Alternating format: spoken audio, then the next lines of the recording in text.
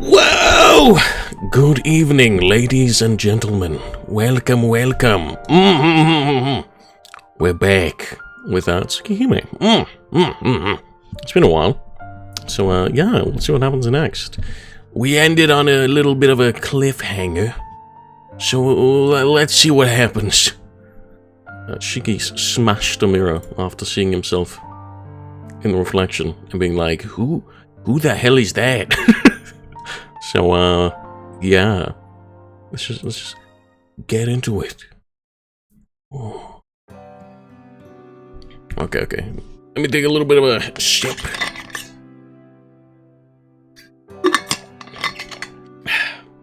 Okay. And, how do we do his voice again? It's After finishing breakfast, I head to the living room. There I find Akiha, who finished her own breakfast some time ago. Ohayo, Akiha. Ohayo gozaimasu, Nii-san. 健康な学生らしい。余裕のある朝で何よりです。 I wonder if anyone else will be confused by how I look. Our esteemed family head is in a visibly good mood, as she elegantly savors her tea. I wonder what's got her in such high spirits. 兄さんも何かお飲みになられますか？時間はまだあるでしょう。ああ、それじゃあ普通のお茶を一杯。普通などというお茶はないのですけどね。琥珀、兄さんにも一つ入れてあげて。チョイスはあなたに任せるわ。かしこまりました。今朝の献立から考えますと、ほうじ茶などがよろしいかと。Kohaku-san cheerfully heads for the kitchen. As for me, I sit down on the sofa opposite Akiha and scroll through some news sites on my phone. There's an endless stream of plain old stories, as per usual, but nothing new regarding the serial murders. I was fully aware there wouldn't be, but looks like there are no new victims in the vampire incident. Having confirmed that, I put my phone back in my pocket and... Oh yeah, we shouldn't be having our phone. Well, our matriarch is gawking at me, as though she's just witnessed something unbelievable. Don't worry, Akiha. It's a different phone. なんだよ。携帯ぐらいはいいんだろ。今だってニュースサイトをチェックしただけで。Oh. 別に怒ってはいません。すぐにしまってくれましたし、朝のニュースぐらいは知っておくのはいいことですから。Okay. ただ、兄さんがそういうものを使いこなす姿というのは、I see. Okay. イメージに合わなかったので驚いただけです。お前の中でどんなイメージなんだよ、俺は。とはいえ、俺も使いこなしてはいないよ。今朝は気になることがあっただけで、普段はあまり使わないし。話したいことや知りたいことがあったら、本人と直接話した方がいい。そうなんですか。そりゃあ時間の許す限りは。1行や2行の言葉のやり取りでわかるのは1行2行分のことだけだし、連絡事項としては便利だけど、会話をするなら会って話した方が断然いい。一部分しか表せないシステムなのに、その一部分を見た人間はそれが相手の全部分だと錯覚するということですね。例えば発信者はつま先しか見せていないのに、その爪が猫のものだっただけで全身まで猫だと決めつけるような。I guess. Weird analogy, but... 私もその意見には賛成です。文字だけならいくらでも嘘をつけるような人間ですし。My dear matriarch, I hate to break it to you, but anyone with cat paws is, in fact, a cat. まあ、そこまでは言ってないけど、簡素な人間関係もそれはそれで便利だと思うよ。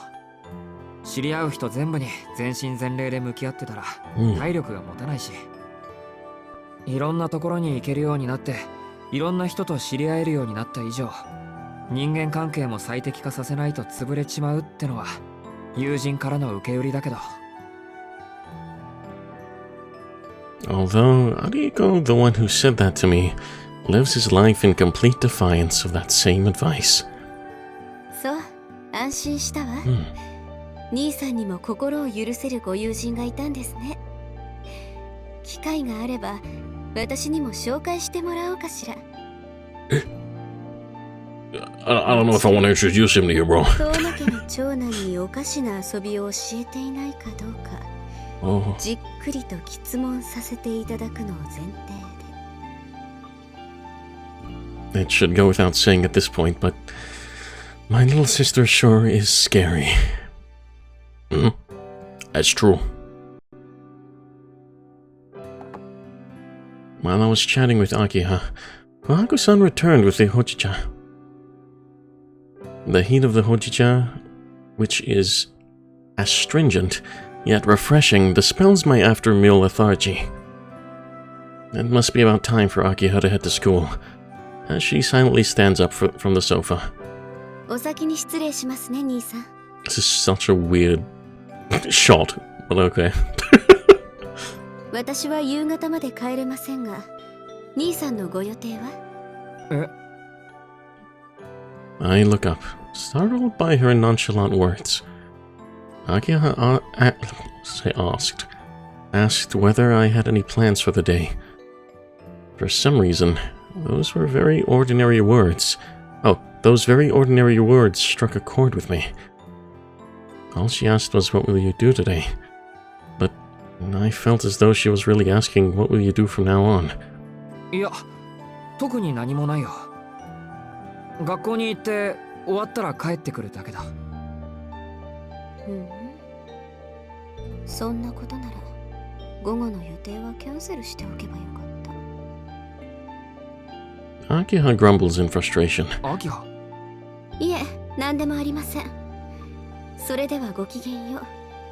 兄さんも遅刻などしないでくださいね。Akiha leaves the living room along with Kohaku-san.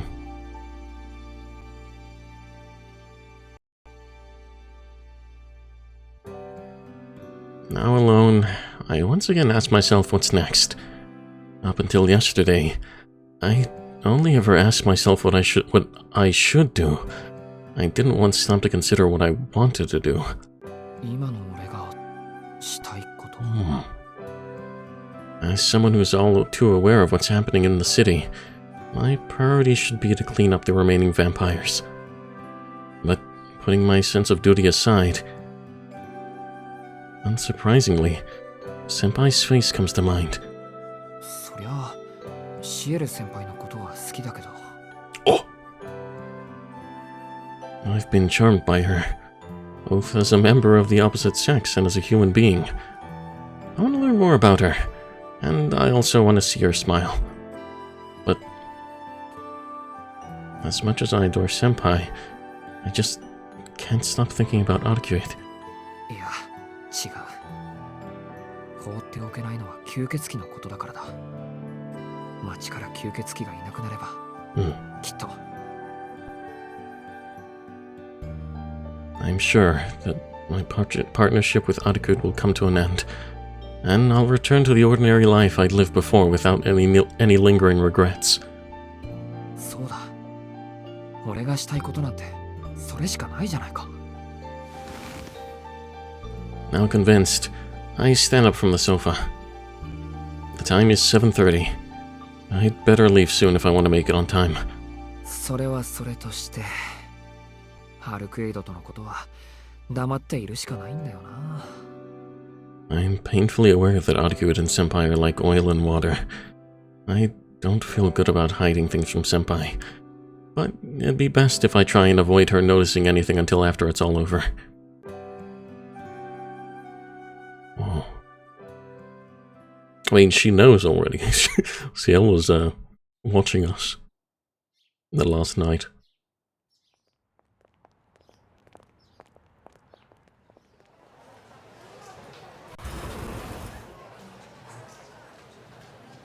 I arrive at the classroom 10 minutes before homeroom and spot CL Senpai and Arihiko happily chatting away by my seat.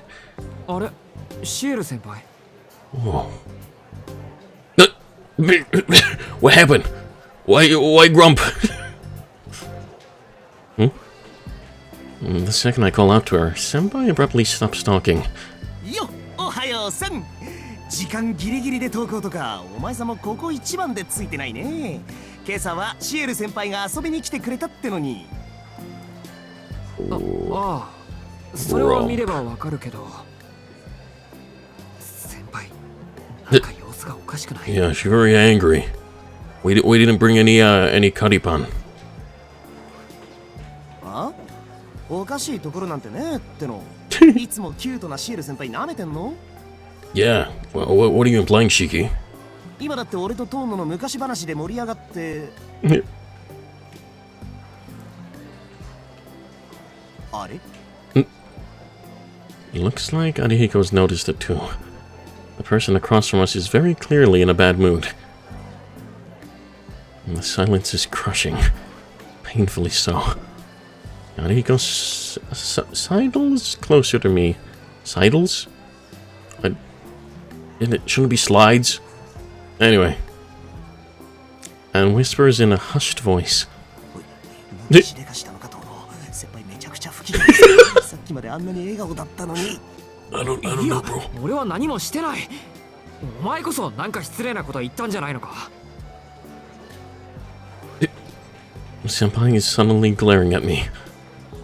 Wait a minute. It couldn't be that she found out about me and not good, could it?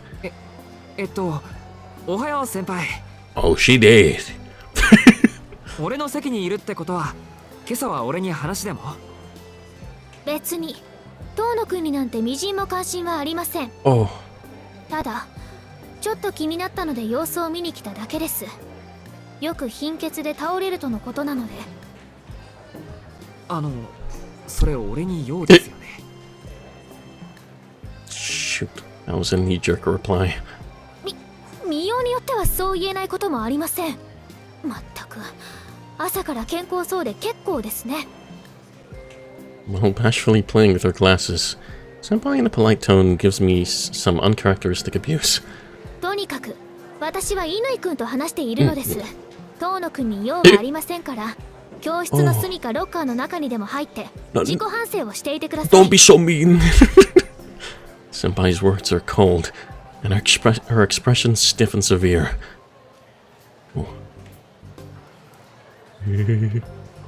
Arihiko and I shoot each other a glance, bewildered by her unreasonable attitude.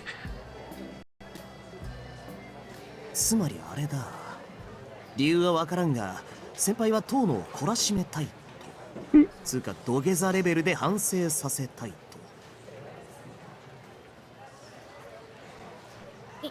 いえ、そこまでの話じゃないんですけど。いや、そこまでの話と見た。こいつは人並みの情がないんでよく地雷踏むからな。よし、そういうことなら力になりましょう。遠野、しりとりしようぜ。Okay. なんでしりとり？正気かてめえ。 Senpai and I both shout at the same time. Oh. The Shell Senpai meets my gaze, and then awkwardly looks away. どうしてしりとりなんでしょう？ Yeah. 説明を求めます。いやー、先輩、遠野の泣かせ方知ってる？遠野くんの泣かせ方？知りませんが、興味が湧いてきました。ぜひ教えてください。 You're interested? Oh. もちろん。ただし、遠野と仲直りするのが条件っす。遠野の弱みを教えるってことで、手打ちにしてやってください。The Shell Senpai oohs and ahs excitedly. I've got to hand it to Arihiko. He's managed to cheer her right back up again. However... お前、それ言っていいの俺じゃないか、普通。だってお前バラさねえじゃん。先輩朝から来てくれたのにお前は一向に来ないし、加えて何かしでかしたんならこれぐらいのリターンねえとな。いやでも大体面白い話じゃないだろそれ。遠野くんは黙っていてください。さあ乾くん、ハリアップ。こうなったら話を聞くまでテコでも動きません。3 minutes until homeroom starts. I feel like Senpai and Noelle Sensei butting heads in the classroom would be enough to give me an ulcer. So I guess I've got no other choice.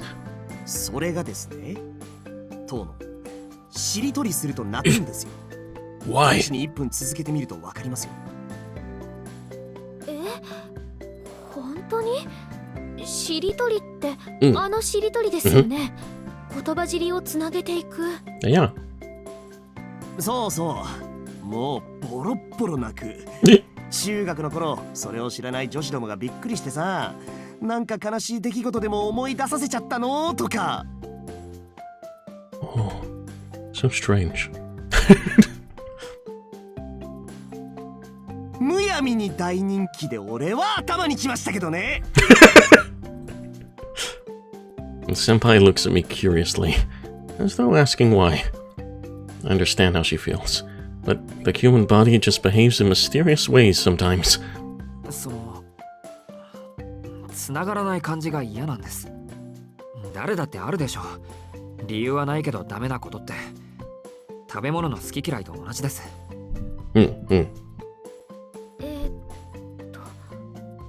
本当に？Having heard that preposterous story, Senpai timidly asks for confirmation.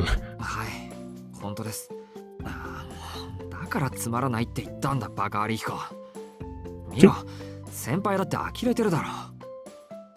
Unable to bear it anymore, I try and change the subject. Regardless of the reason, it's pretty embarrassing for your Achilles heel to be shiritoi. Except, Senpai doesn't seem to share my opinion. いえ、呆れてなんかいませんよ。逆に感動しました。そんな秘密、遠野くんにもあったんですね。Why are you moved by that? After musing to herself, Senpai clears her throat and regains her composure. 大変失礼しました。個人的な理由で遠野くんを糾弾したかった私ですが、それも筋違いだと反省しました。二度と教室に私情は持ち込まず、楽しい学園生活を送ることをここに誓いましょう。Senpai's looking at me with her usual smile on her face. I guess she's gotten over whatever was bothering her. Unfortunately, the heartless chime indicating the start of homeroom rings. Our friendly chat with Senpai will have to wait until lunch break. おっと、時間ですね。それでは乾くん、遠野くん、縁があればまた放課後に。乾くんもあんまりサボっちゃダメですよ。Senpai leaves our classroom at a brisk but natural pace. Ariko waves her retreating figure goodbye. Seems like he's not planning on ditching class today. Probably in no small part due to Senpai's chiding.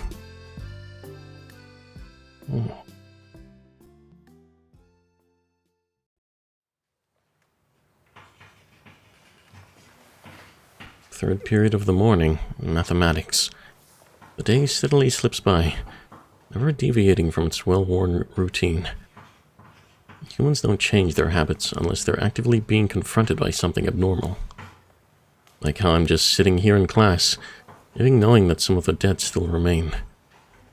Or how some people stick to their routines, even when they're fully aware that there's a serial killer on the loose.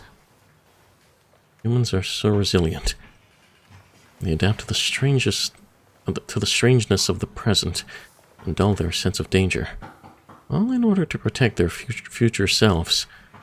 This is a fundamental skill of those living in our modern society. By the way, Arihiko disappeared during first period. It seems even Senpai's admonishment had worn off after only an hour. This too is just one more example of a habit.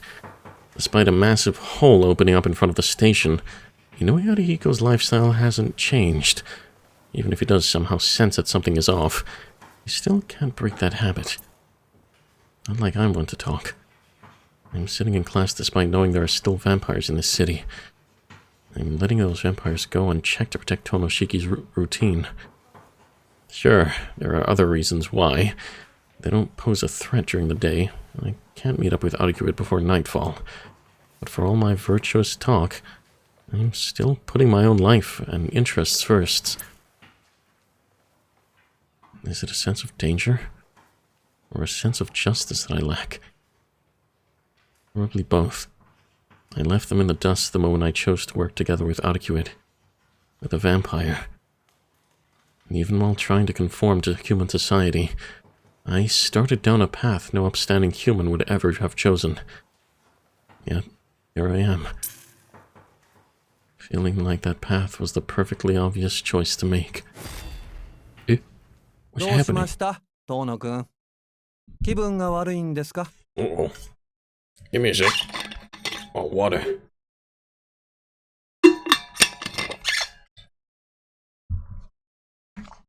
I answer in the negative to the question coming from the teacher's podium. My body's feeling just fine. I'd say that since yesterday, it's even been feeling good.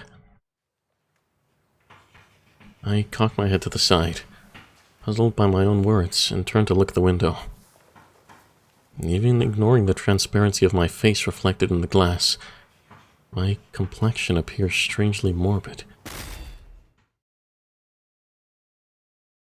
My body crumbles without a sound. I can hear the teacher worriedly calling out to me from the podium. I thought I'd been feeling a little too good. I guess the reason my vision has been cutting in and out for a while is because I'm dizzy from anemia. No matter how desperately I try to cling to consciousness, I can't stop it slipping away. Color abruptly blinks from my vision, as though the curtain had suddenly fallen mid-act. Oh.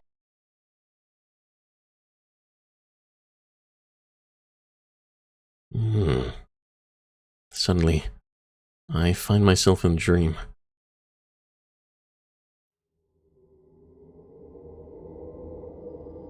In order to treat a disease I've had since I was a child, I spent a few months in the care of a familiar hospital. In boring tranquility, I recover both mentally and physically. When it's almost time for me to leave the hospital, I have a dream that reeks of blood. I'm entrusted to the care of my relatives. After that, I spend my days in peace. I'm a model student and graduate from middle school without incident. But no matter how hard I try, I cannot escape the touch of death.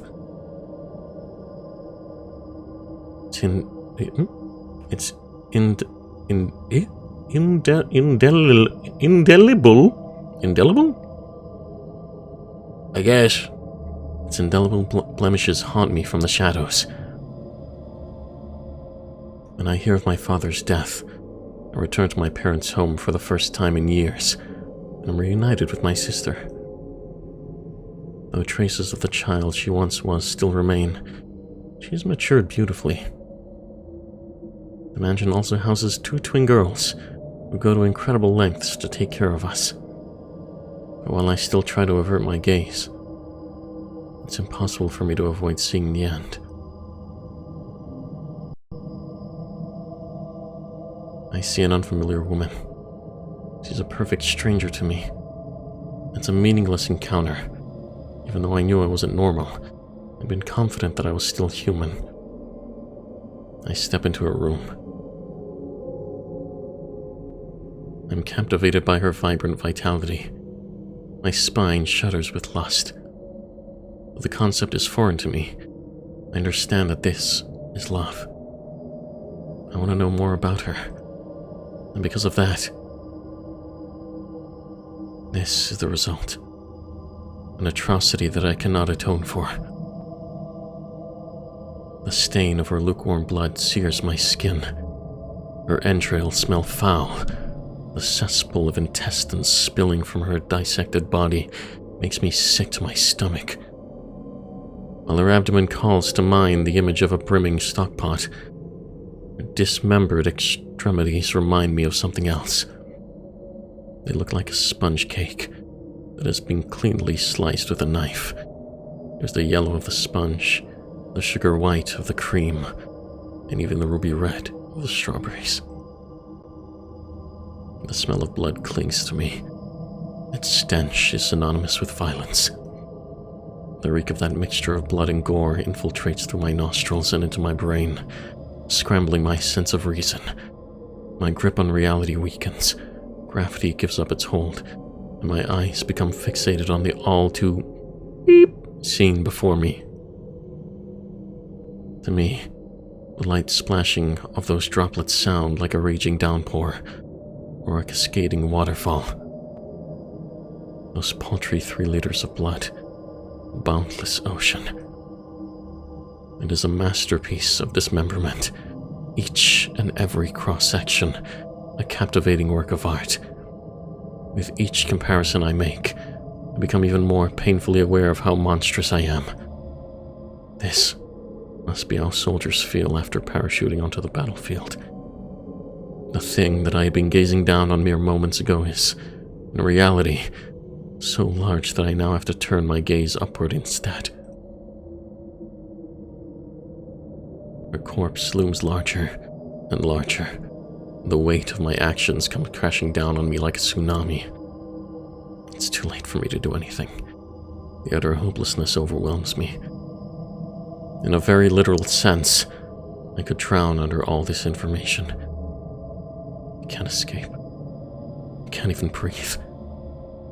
This is something I'd learned of in principle, but I pretended not to see. The monumental workings of life itself. My consciousness grows smaller and smaller. My ego grows more and more distant.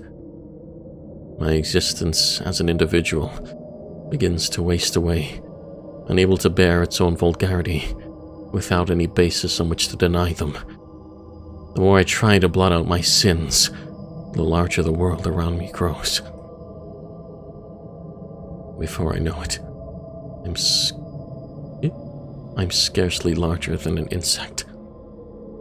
Her dismantled parts are like towering buildings. Her spilling blood, a flood that submerges the city they form.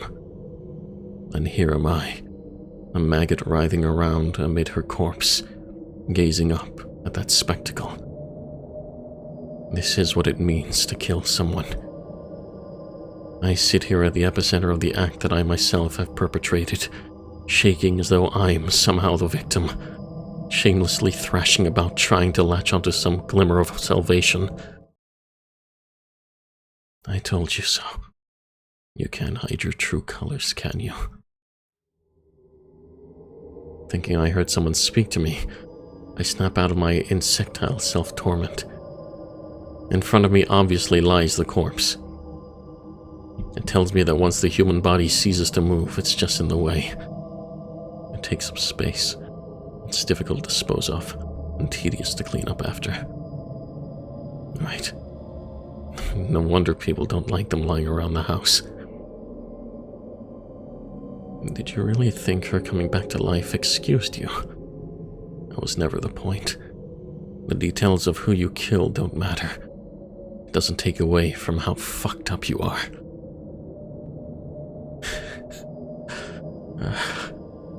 I feel so. You were always inhuman. You've no chance of redemption. I mean, did you seriously think you'd been handling your life well up until now? Disgustingly good that I want to throw up. What the hell is wrong with me? Why am I losing my head just because I've killed someone with my own hands for the first time? I'm a psychopath. More despicable than an insect. Beautiful. Could I ever think I had the right to utter such a word?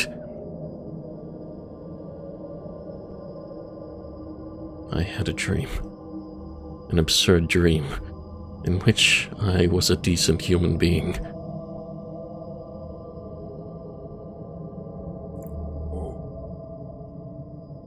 Damn, Shiki.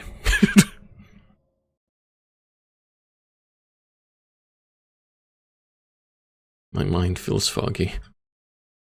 I think I had some kind of bad dream. Opening my eyes, I find myself in the school infirmary. I've been here so many times that I can recognize it just by looking at the ceiling. I'm lying in bed, and the curtain surrounding me has been pulled shut. I'm awake, but my body won't move. It feels like my blood isn't making it to my limbs. The only thing I can still control is my breathing, and even that takes a conscious effort. I let my mind wander. I'll probably fall right back to sleep. Whenever this happens, all I can do is lie and wait for my circulation to recover. Even just attempting to call out would only serve to weaken me further. As I motionlessly stare at the ceiling, my ears finally start being able to pick up sounds.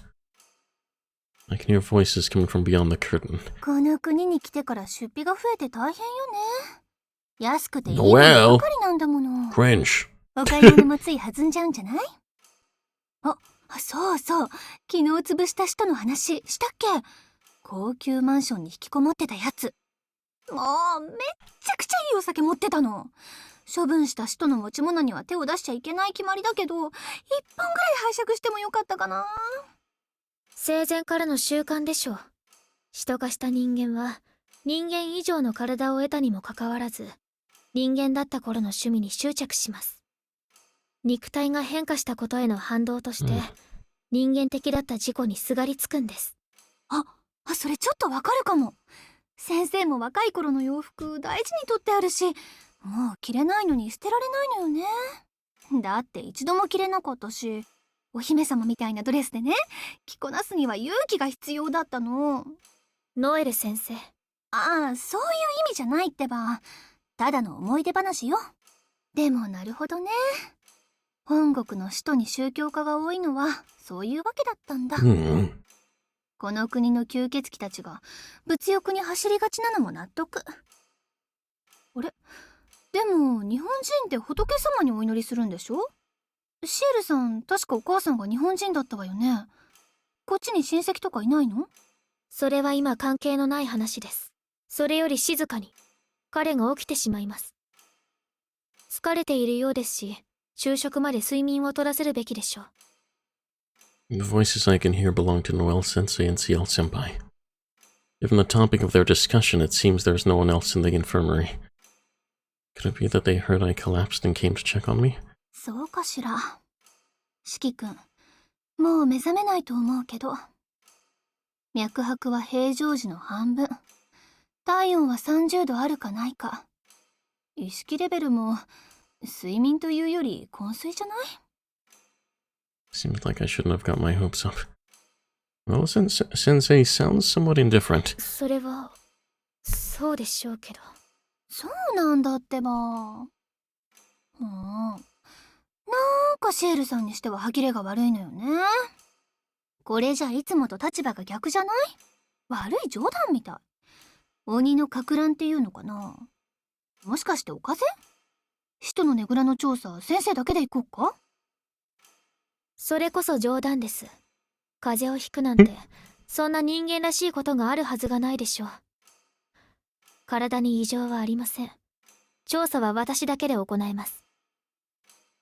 Investigating dead apostle nests. So that's the job the two of them had originally been tasked with. Makes a lot more sense than Etiquette going around killing dead apostles despite being a vampire herself. Putting all that aside for the moment. 先輩、俺、目が覚めてますよ。I don't want to end up eavesdropping on their entire conversation, so I somehow managed to put enough strength into my lungs to call out to them. 四季君、本当に大丈夫なの？見た感じ、生きてるだけで精一杯って。We can break the news, we're all not dead. ノエル先生、お家の人を呼ぶって、お葬式の準備をするみたいなニュアンスで言いませんでした。で、バレちゃった？冗談がわかるぐらいには覚醒。どれどれ体温はと。あらま、35度まで回復してる。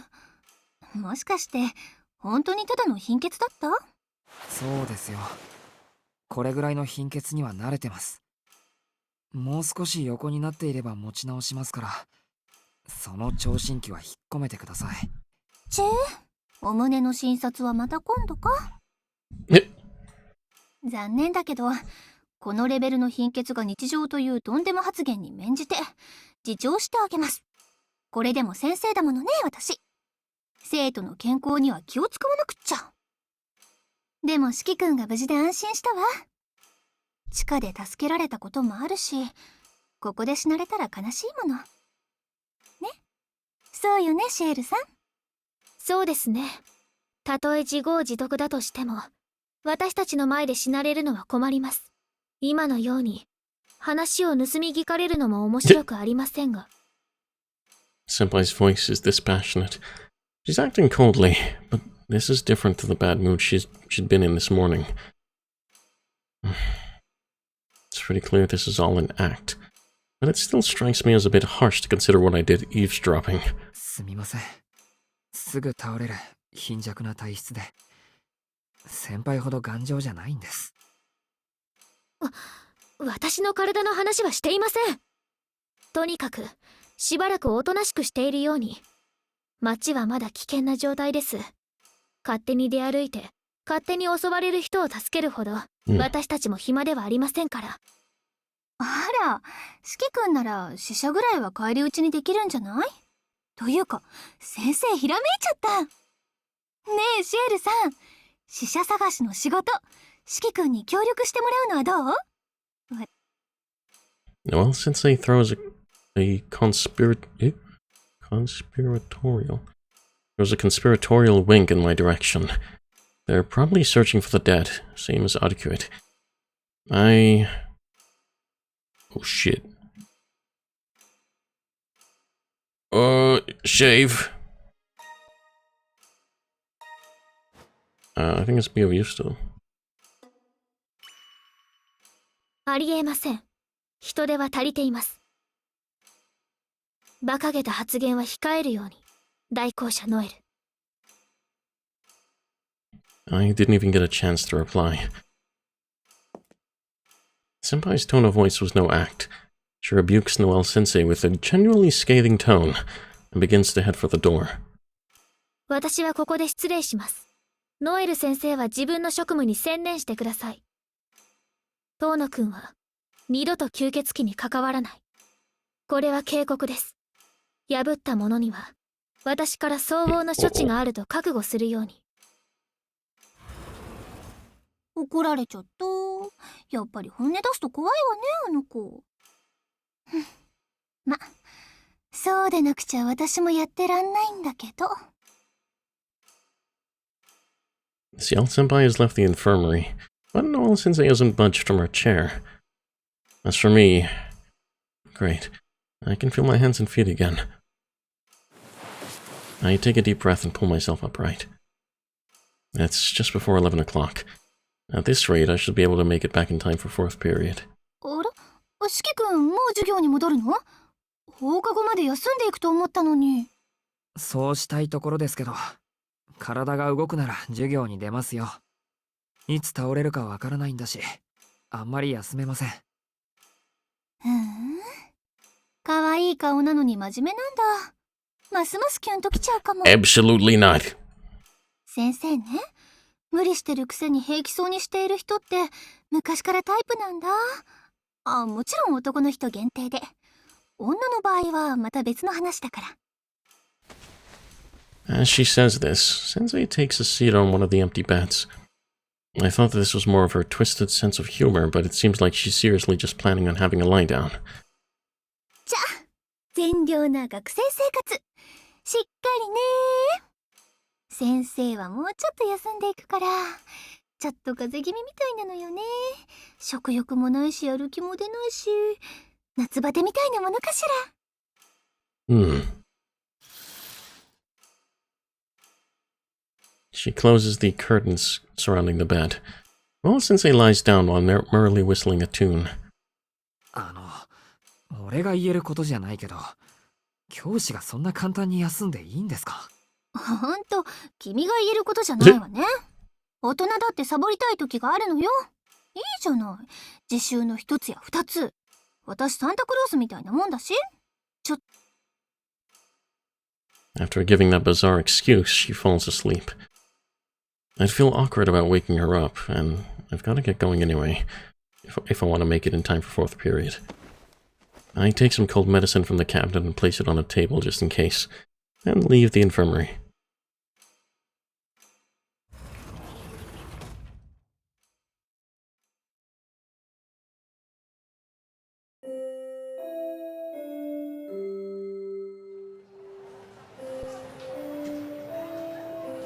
Fourth period is over.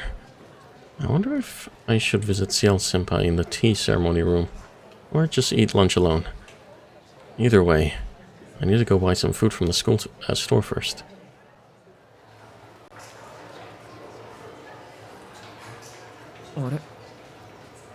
Senpai? On my way to the store, I catch a glimpse of Senpai across the courtyard. She's greeting all the students she passes on the way, but she's still making a beeline for the school gates. Leaving school at this time of day? It's suspicious. Senpai loves the school store too. Loves the school store too much. Well, loves a certain type of bread too much to bother leaving school for lunch. Could she be going to investigate the vampire nest she mentioned in the infirmary? If she is, I can't let her do it alone. I've also got a couple of things I'd like to clear up with her. それにアルクエイドとの約束もあるし、吸血鬼のねぐらを事前に見つけられるならあいつだって喜ぶだろう。 She puts on a brave face, but she's still recuperating too. It'd reflect poorly on me if I don't step up and produce some results of my own. Alright, time to follow Senpai. I don't think she'll flat out reject my help if I explain myself properly. I don't know. I think she will reject your help, bro. I rush out through the school gates. Senpai was walking across the courtyard at a pretty average pace, but even though I sprinted after her at top speed, there's still a fair bit of distance between us. Senpai's over there. She's headed down the road towards the station. That silhouette couldn't be anyone else. いや、間違いはないんだけど。 Is it just me, or is she walking insanely fast? She nonchalantly ducks into an inconspicuous side street. If I don't hurry up, I'll lose her.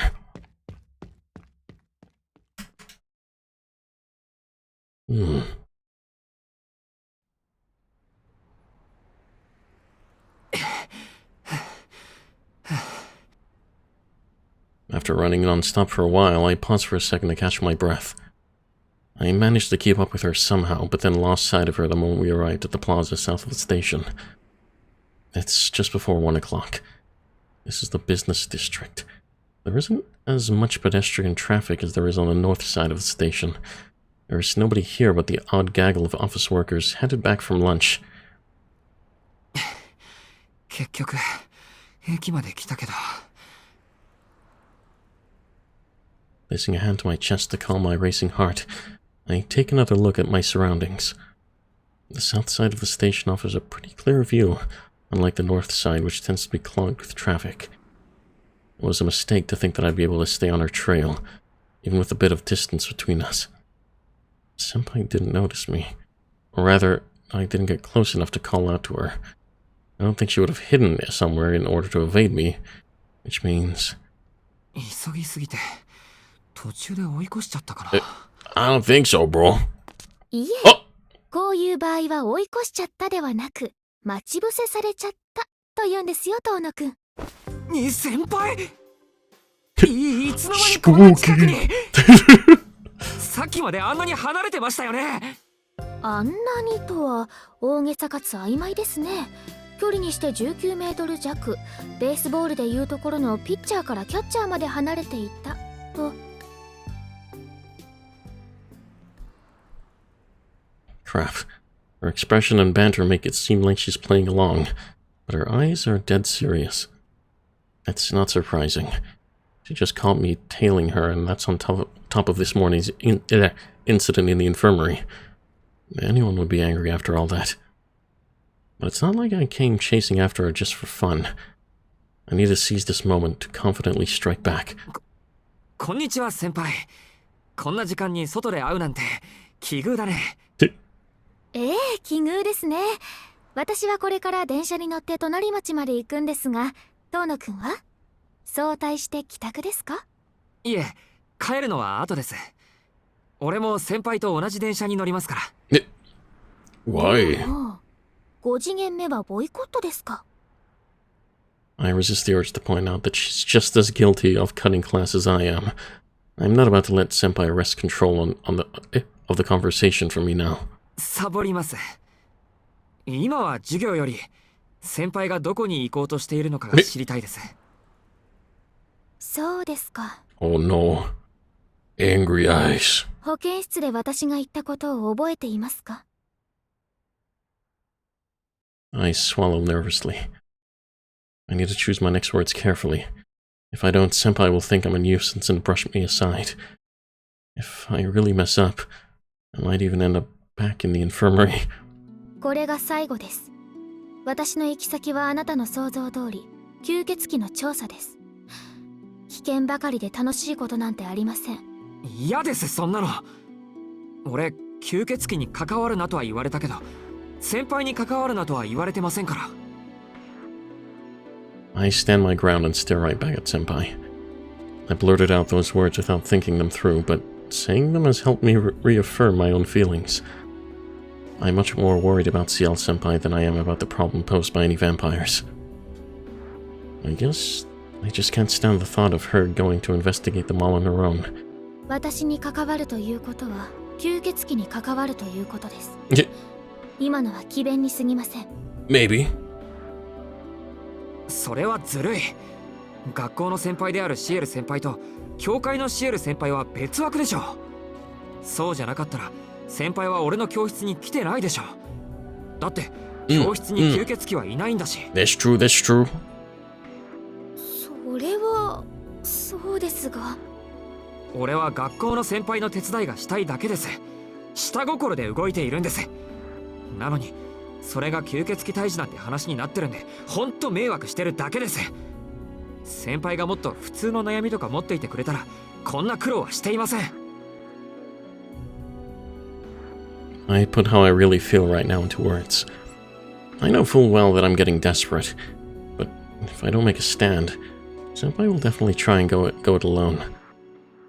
I refuse to let her send me back to the infirmary. I'm staying with Senpai. Come hell or high water. 確かに学校の私と代行者の私は違う立場と考えるべきでしたね。一緒にしてしまったら明日から学校には行けなくなります。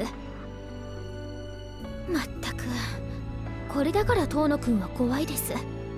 窮地になると急所をついてくるんですから。Senpai lets out an exasperated sigh of resignation. So in other words, this means... 一緒に行っていいってことですか、先輩。はい。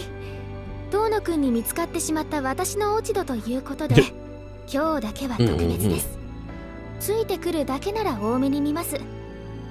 無鉄砲な後輩に吸血鬼のねぐらがどんなものか知ってもらうのもマイナスではありませんし。先輩。I don't know if it's because my feelings got through to her or not, but Senpai is once again smiling like she usually does. Yeah, she really isn't herself without her smile.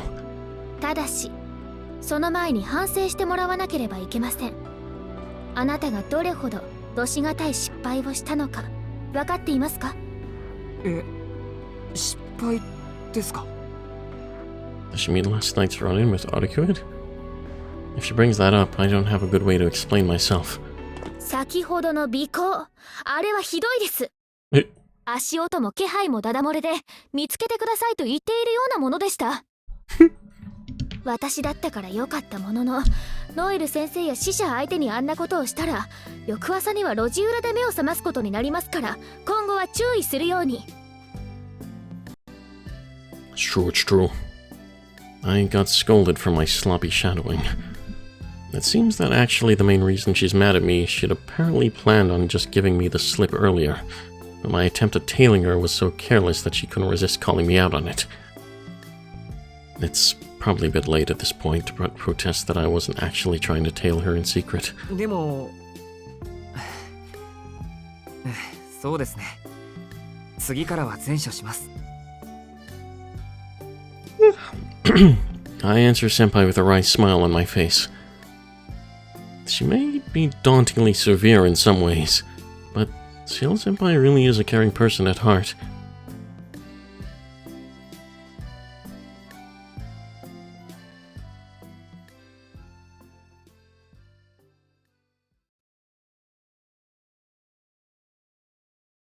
Senpai and I board the train together and travel around 2 stops. At Kushizuka. There you go. I need water. My mouth don't want to make words.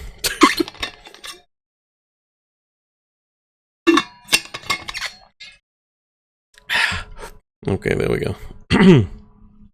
At Kushizuka Station, we catch a bus and ride it for 20 minutes. From the nearest bus stop, it's another 20 minutes on foot to our destination. Deep in the heart of this industrial area, far removed from the residential district, lies the quietly decomposing husk of a building. 先輩、ここは？使徒のねぐらですよ。いえ、でしたと言うべきですね。以前に処理した人から手に入れた情報でしたが、完全に放棄されているようです。An abandoned dwelling. In other words, a miss. To be fair, this seems like the sort of place that even a wild dog wouldn't want to live in, let alone a dead apostle. It's nothing more than a forgotten ruin that happens to be near the city. It must have been a pretty important hospital before it was abandoned. Even from my vantage point by the main gate, I can take a pretty good guess as to how sprawling it is inside.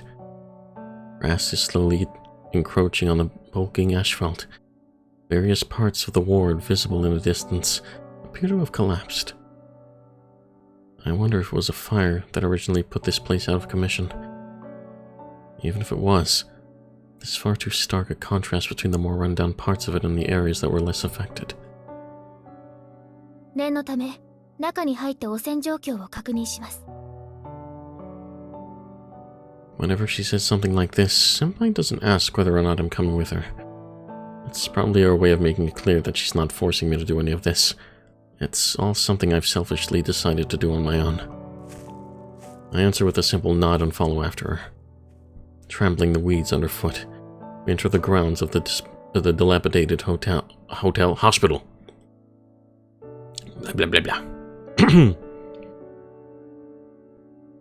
The sky looks so high out there, with no tall buildings crowding around to block the view. There's nothing but vast blue sky stretching out in all directions. Its spotless brilliance is enough to hurt my eyes. 吸血鬼の汚れは微弱に残っていますが、今は何の害もありませんね。この規模の病院ですから、廃墟になる前は大きな拠点だったとは思いますが。あの地下墓地みたいなですか？ええ。病院は使徒にとって利用しやすく、また価値のある施設です。個人資産によるものならなおさらですね。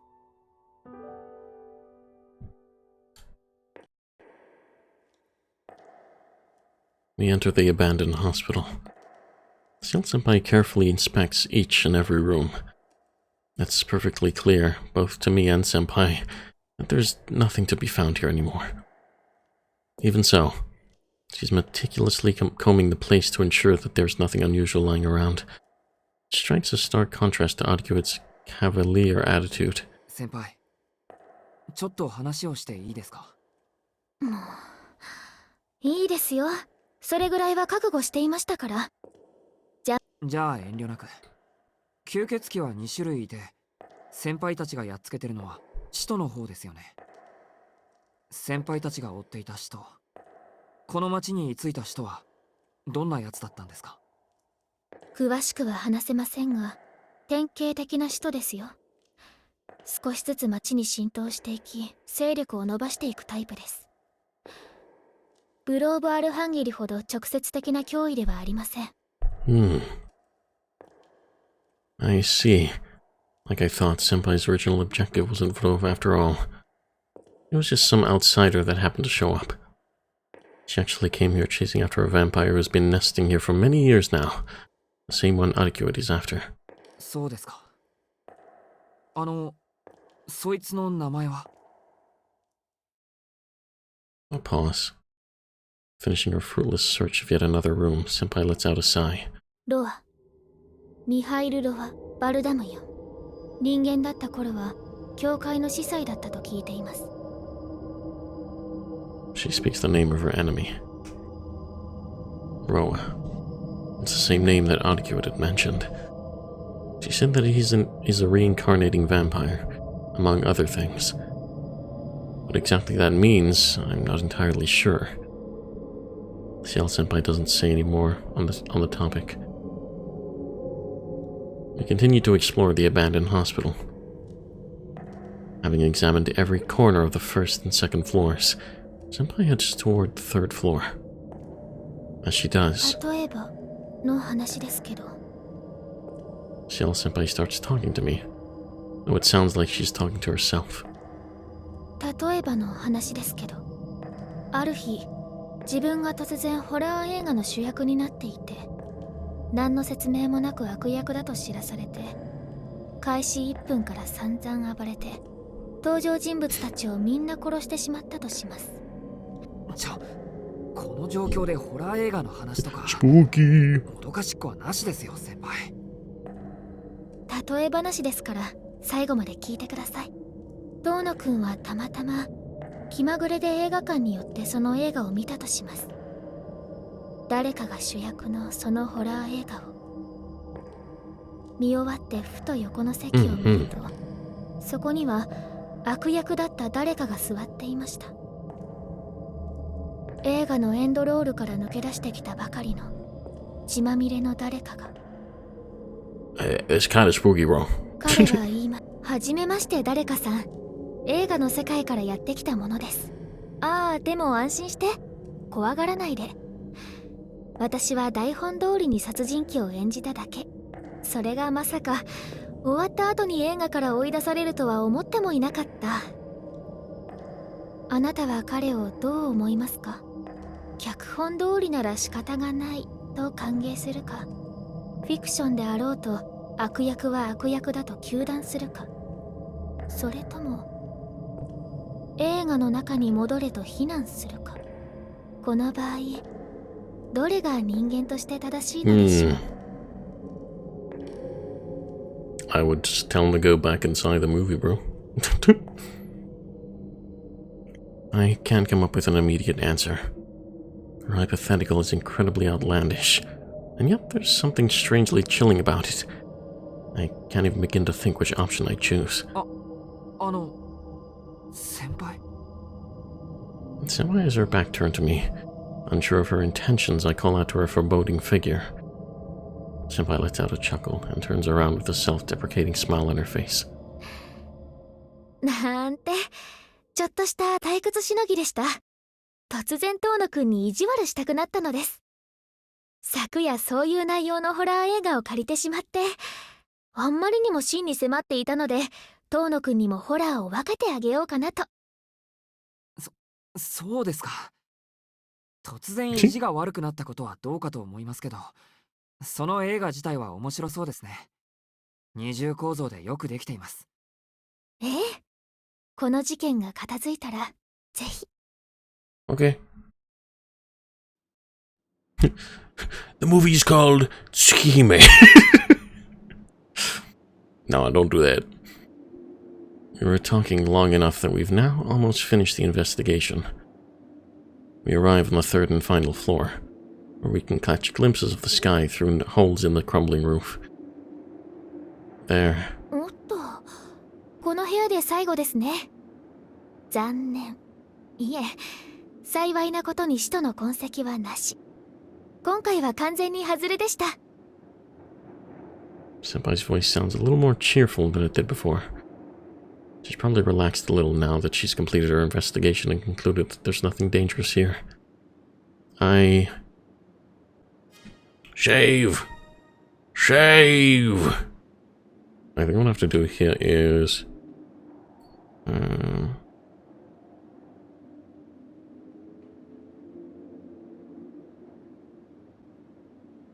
Wait, what?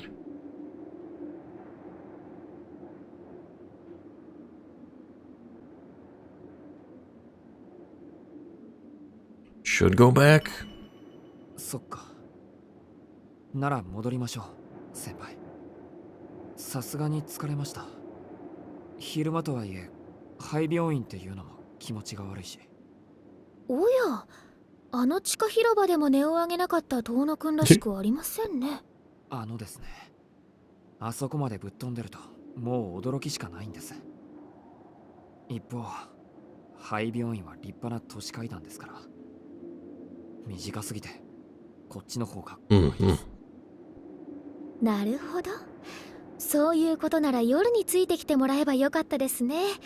遠野くんの怖がる顔、見る。Senpai says something terrifying. It seems like she's still in a teasing mood. Even so, there's no denying that we're done here. Senpai agrees to my suggestion and we quickly leave the abandoned hospital. I'm struck by the same thought I had on the way in. The sky out here really is vast and spotlessly clear.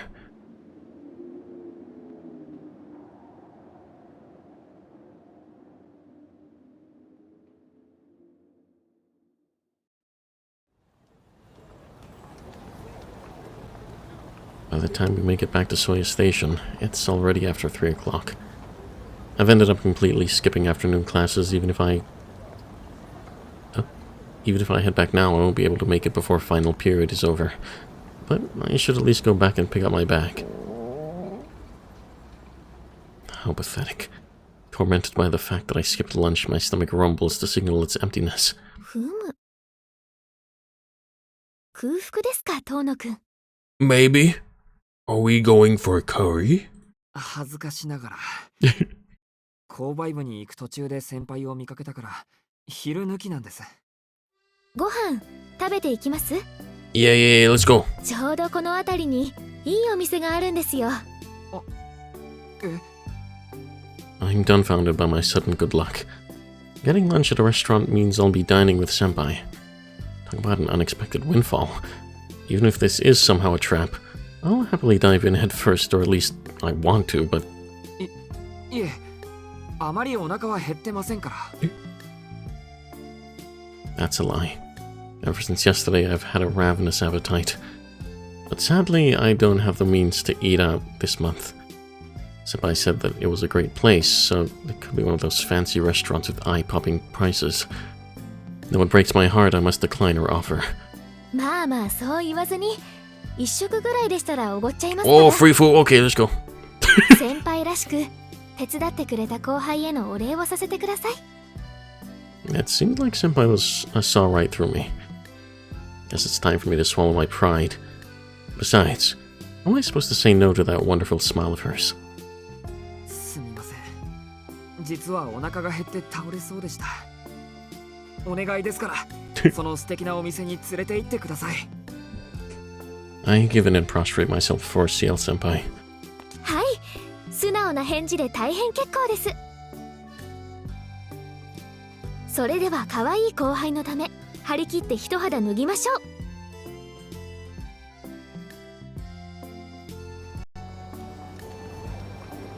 Perhaps pleased by my open reliance on her, Senpai briskly sets off towards the business district. There's a block over there with a bunch of small shops crammed into it. Maybe she really is taking me to some famous hole-in-the-wall.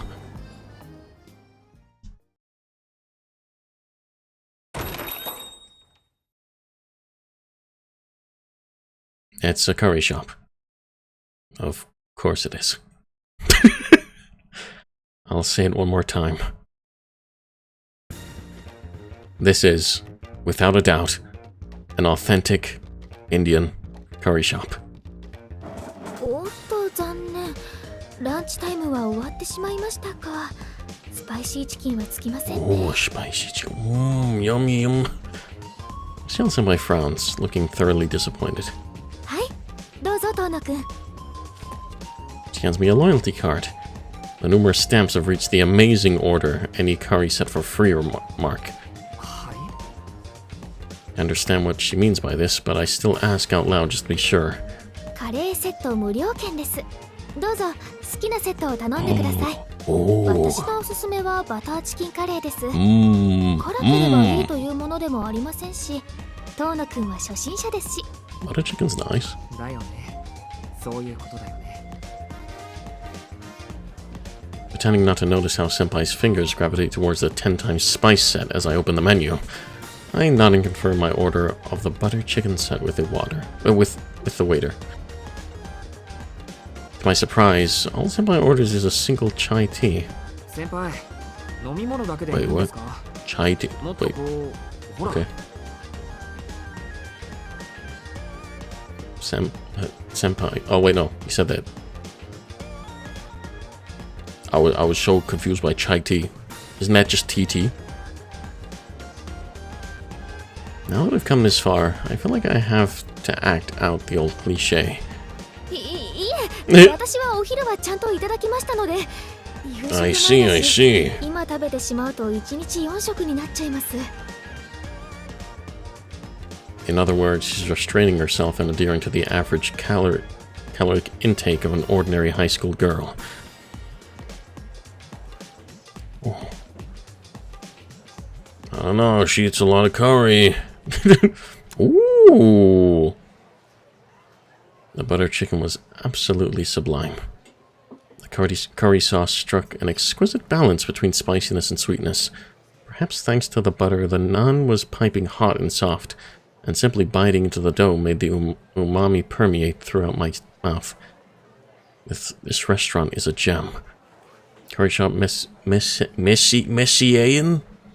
Okay, I'll have to remember that name. I'll tell Arihiko about it too. Except, as incredible as the food tastes, I can't give it the attention it deserves. Senpai is staring intently at the curry. He's like one of those ascetic monks meditating on top of a bed of nails. I can't savor the curry I've just scooped up with my spoon in peace while her eyes are boring into me like that. 先輩、ちょっと食べます？ Trying to tempt her, I half-jokingly point the spoon in her direction. If Senpai wants some, I'll dish a bit onto one of the side plate. はい、ちょっとだけなら。Ooh. With childish glee, Ciel Senpai wolfs down the curry that was on the spoon. It happened in the blink of an eye. いえ、スプーンじゃなくて小皿に分けるという意味だったんですが。ごめんなさい。つい釣られちゃって。Yeah, I've landed a big catch, all right. Senpai is curled up in embarrassment. As far as I'm concerned, she doesn't have anything to apologize for.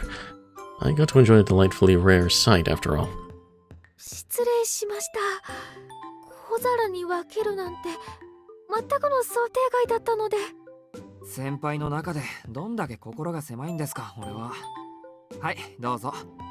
何も一枚食べてください。I dish out some of the sauce onto one of the side plates, then help myself to another spoonful of what remains. 遠慮しないで食べてください。もともと先輩の日々の努力の成果なんですから。完食については考えない方向で。はあ、そういうことではないのですが。Senpai takes a spoon from the basket and begins to timidly eat the butter chicken curry. Just look at that expression. When I see how happily she's smiling after only a single bite, I'm half tempted to order seconds. I feel like I could put away any number of bowls if it means I can keep looking at that smile. Wow.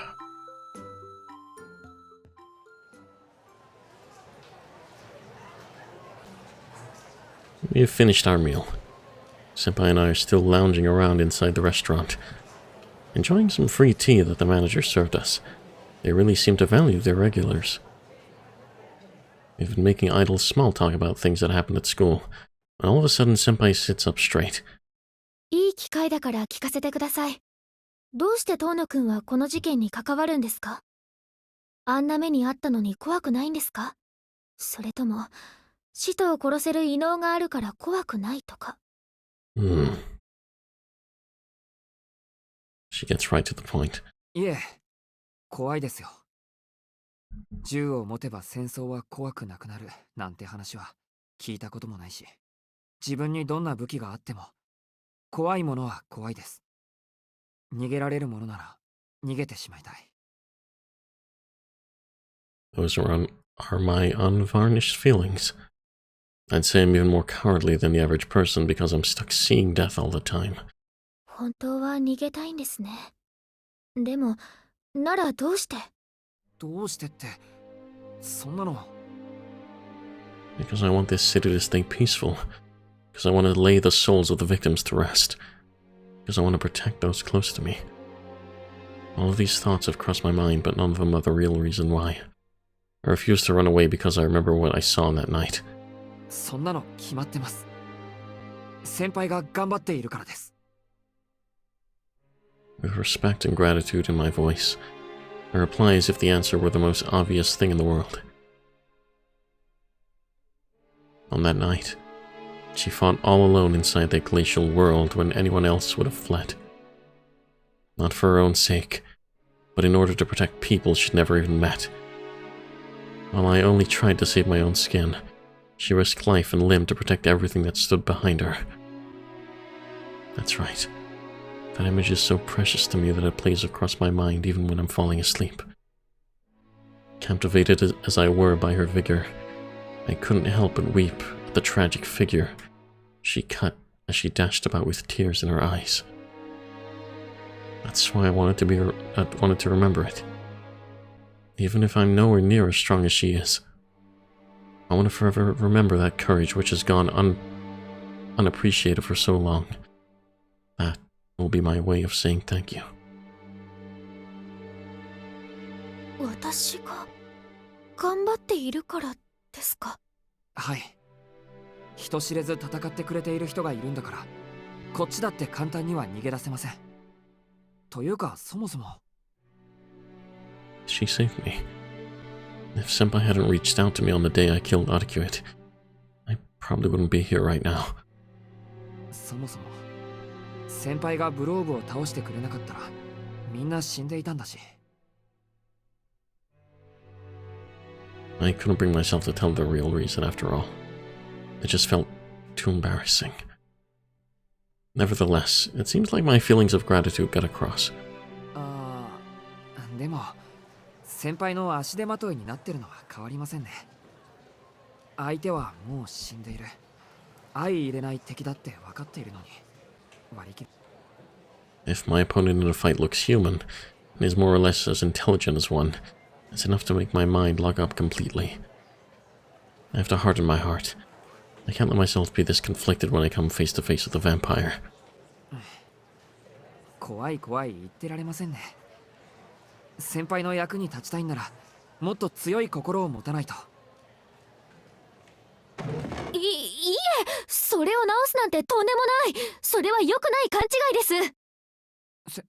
先輩？失礼しました。でもそこはぜひそのままで。弱くても私はそんな遠野くんがいいです。いちいち迷ってしまう人だから私も守りたいと思うんです。 Very cute. Shoot. I'm so embarrassed and happy that I can't look her in the eyes.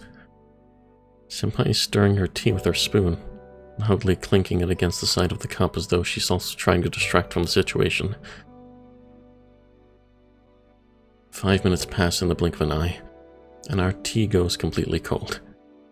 Unable to bear it any longer, I desperately try and think of something to talk about. そうだ先輩。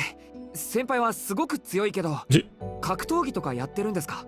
ほら、武器もいっぱい持ってたし。Is that seriously the best I could come up with? 格闘技とは言えませんが、基本的なサバイバル技術は教え込まれました。あとは対吸血鬼専門の対処法をいくつか習得したぐらいです。骨剣も結界も秘跡もそれなりに使えると思います。そうなんだ。俺は見ることしかできないけど、先輩はやっぱりいろいろできるんだね。I try and laugh it off like an idiot. But for some reason it feels like the atmosphere has changed slightly. 見るだけ Yeah, you've never mentioned to her you can see things, Shiki. I noticed that. I was like, wait a minute. 私もまだ詳しい説明を聞いてはいませんでした。遠野くんはグローブの腕を切断していましたが、あれはどういったものなんでしょう。どういったものって。I could easily just show her, but I don't want to take off my glasses here and see Senpai's death. I briefly tell her about my eyes and the lines. 直視の魔眼、死の概念を捉える魔眼なんて。そんなに珍しいんですか、これ。先輩の方が何倍もすごかったけど。珍しいとか強いとか、そういった次元の話ではありません。これは魔術と魔法の関係に近いです。私の国権や武装は言ってしまえば確かに超常のものではあるが、今の技術でも到達できる物理現象です。戦闘機や空母を個人で保有できる人物とそう大差はありません。一方、あなたの魔眼はどうあっても今の技術では到達できない現象です。死に向かうのではなく死を形にするなんて、それこそ人の手に余ります。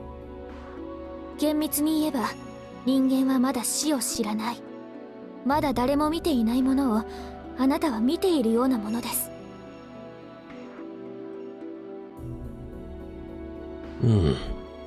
Senpai just said something strange. But humans not know what death is. After all, death permeates the entire world. 人間は誰だって死にます。みんな生きているうちは経験こそしないけど、死はやってくるんじゃないんですか。それは生命活動の停止に過ぎません。人間という装置が活動できなくなっただけの結果を私たちは死と呼んでいるだけです。人間が死んでも失われるものは何もありません。ミクロの視点で見れば素粒子は失われていませんし、マクロの視点で見ても個人が死んだところで星に損失はありませんから。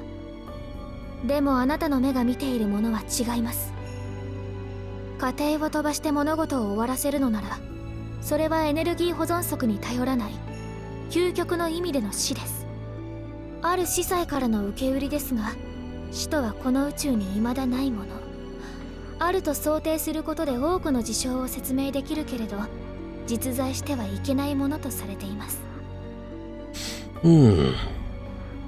I sullenly nod as though this all makes perfect sense. Senpai just stares at me mercilessly. ごめんなさい。全然わかりません。もう少しレベルを下げて教えてください。つまり空想上のものです。ファンタジーですね。ありきたりのものどころかどこにもないものってことです。まあレアケースなのは確かですが、神話にはそういった魔眼の伝承があるので、過去に何人かのホルダーはいたんでしょうけど、でもその目ならグローブを切断したのもうなずけますね。てっきりあのナイフが特別なものだと勘違いしていました。それでその目は遺伝ですか？遠野くんのお父様もそういった目を持っていたとか。いえ、違いますよ。親父は普通というか、うちにこんな目を持ったやつはいません。異常なのは俺だけです。子供の頃事故に遭ったって言いましたよね。その後遺症？生まれついてのものではない、ということですか？はい。線が見えるようになったのは7年前からですし。Senpai stares at me for a while, then gasps and stands up. 私、勘違いをしていたっぽいです。調べ物ができたので、今日はこれで。What? What happened? Before I can even think of stopping her, Senpai grabs the receipt, settles our tab, and leaves the curry shop. And then comes right back in again. 大切なことを言い忘れてました。遠野くん、ちょっと立ってください。I obediently get up off my chair. Senpai examines me from head to toe. 私はこれで帰りますが、くれぐれも夜は出歩かないように。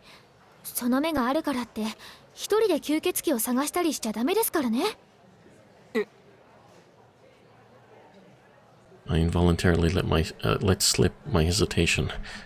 Not going out at night would mean breaking my promise with Etiquette. 遠野くん、あ、いや、わかった。わかりました。He's not lying. He's not going out alone. よかった。約束ですよ。Senpai smiles in satisfaction and heads for the exit for real this time. あ、待って先輩。今ので一つ気になることを思い出しちゃって。吸血鬼って不死身なんですよね。ありえませんね。呪いならともかく、人間でいう風邪をひくなんてナンセンスです。だよな。なら、神祖ってやつも同じ。神祖に至ってはありえないというより、あってはならないです。彼らの免疫機能を活発化させるウイルスなんて、下手したら人類絶滅クラスです。ところで、なんでそんな話を？ああ、いや、なんでもないのです。それじゃあ先輩、また明日学校で。If I ask any more questions, I risk stirring up a hornet's nest. So I just wave goodbye to Senpai. また明日。はい、また明日ですね。それではごきげんよう、遠野くん。Senpai takes off, her shoes clattering as she disappears. Now then, a lot's happened, but I better head back to school too. I need to pick up my bag, then make it home to the mansion before the sun sets.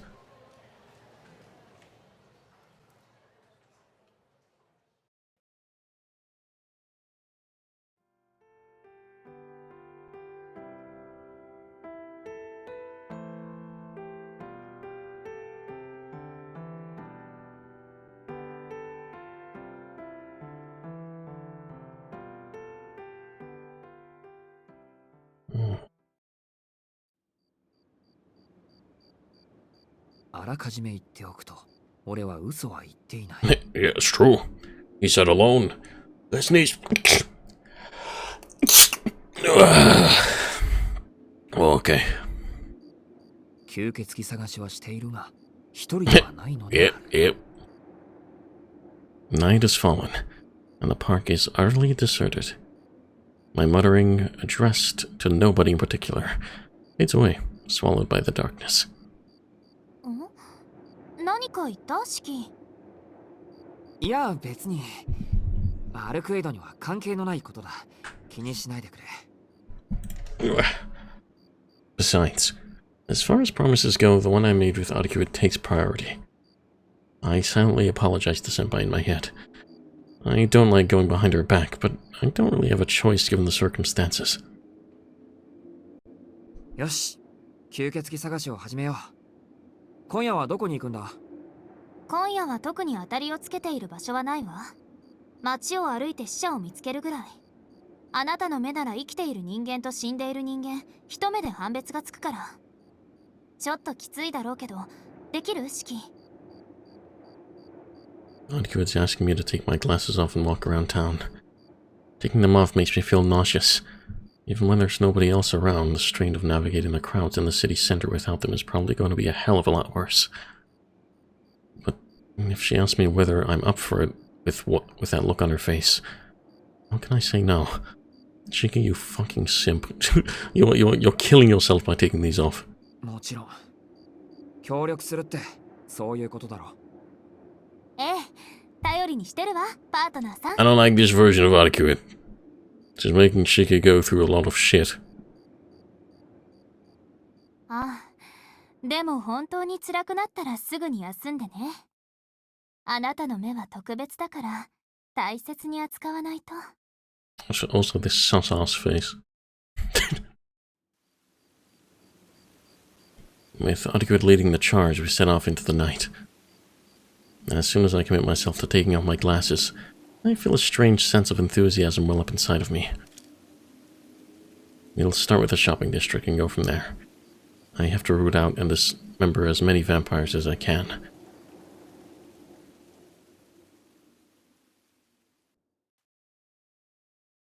Alas, despite my eagerness, I end up with nothing to show for it. We went to the shopping district first, and from there we hit up the back alleys, the business district, and even the site of an old factory. But in the end, we didn't manage to find even a trace of the dead. Now that Roa, their sire, has been defeated, they're probably all on high alert. They've holed themselves up in their chambers, wherever those may be, in fear of Etiquette. That means neither of us will be able to find them. However, they can't hide forever.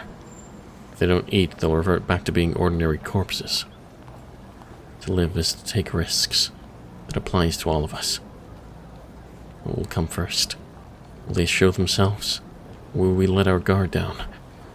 This battle of endurance will probably drag on for a while. It's anticlimactic. But I'll take that over more casualties. And above all, I'm genuinely happy that I get to spend more time patrolling the city with Etiquette.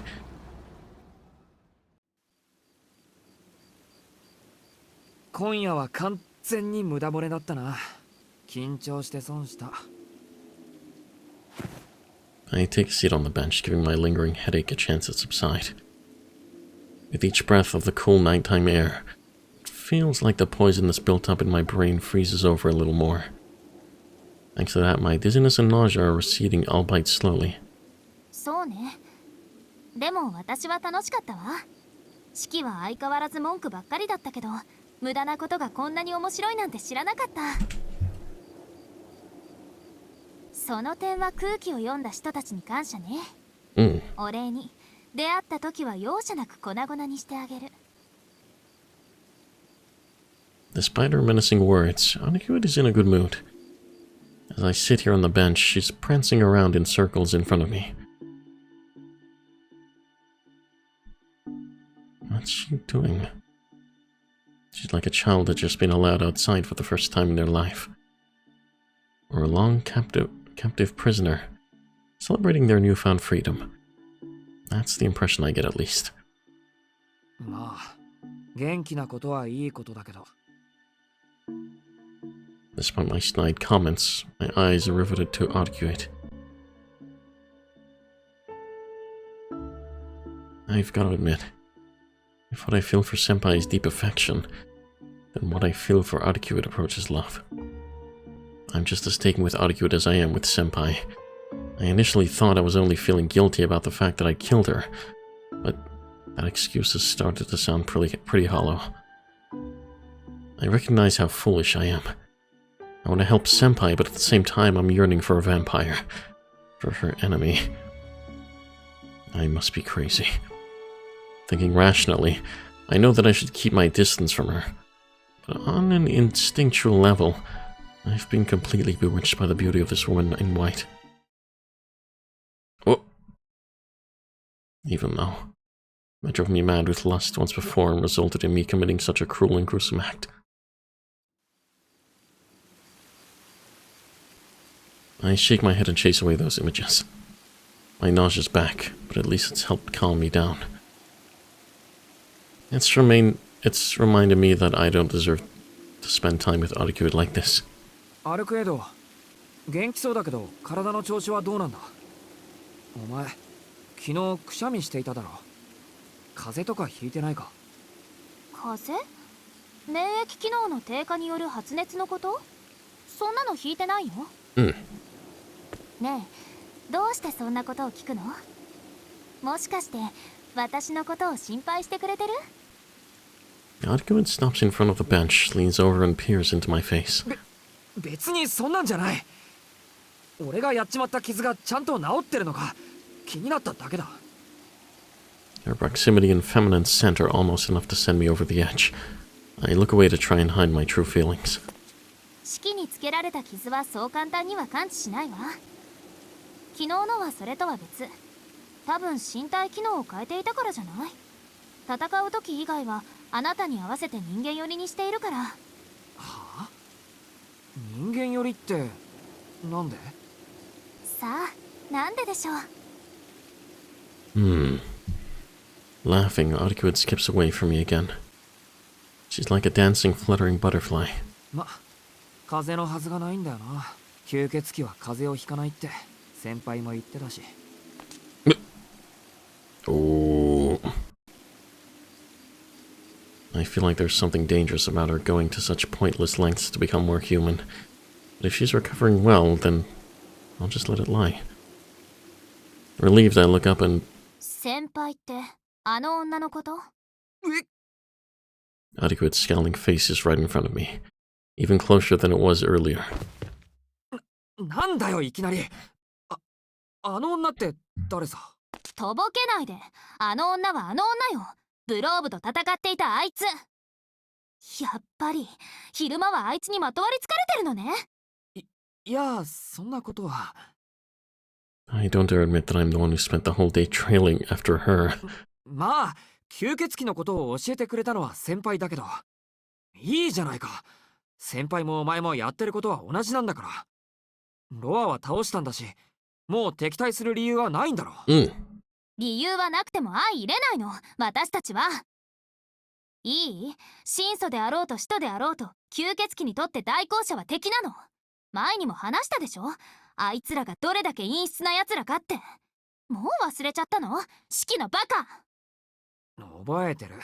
ちゃんと覚えてます。She explained this before back at the hotel. They're a group catered for the sole purpose of exterminating vampires. Heresy hunters who execute the Lord's teachings in his name. That is Senpai's true identity. An executor of the church. Apparently the main reason that apostles act covertly is because they're terrified of being discovered by them. 吸血鬼の天敵だろ。夜の巡回だってもともとは先輩の仕事なんだろうし。Wait. となると、お前はなんだ？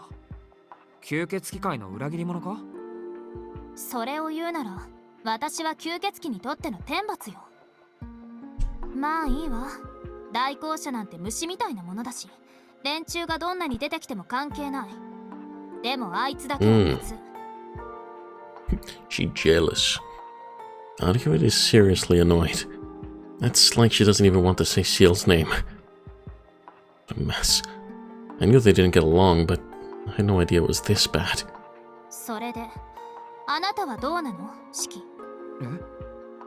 あいつをどう思っているのかってこと。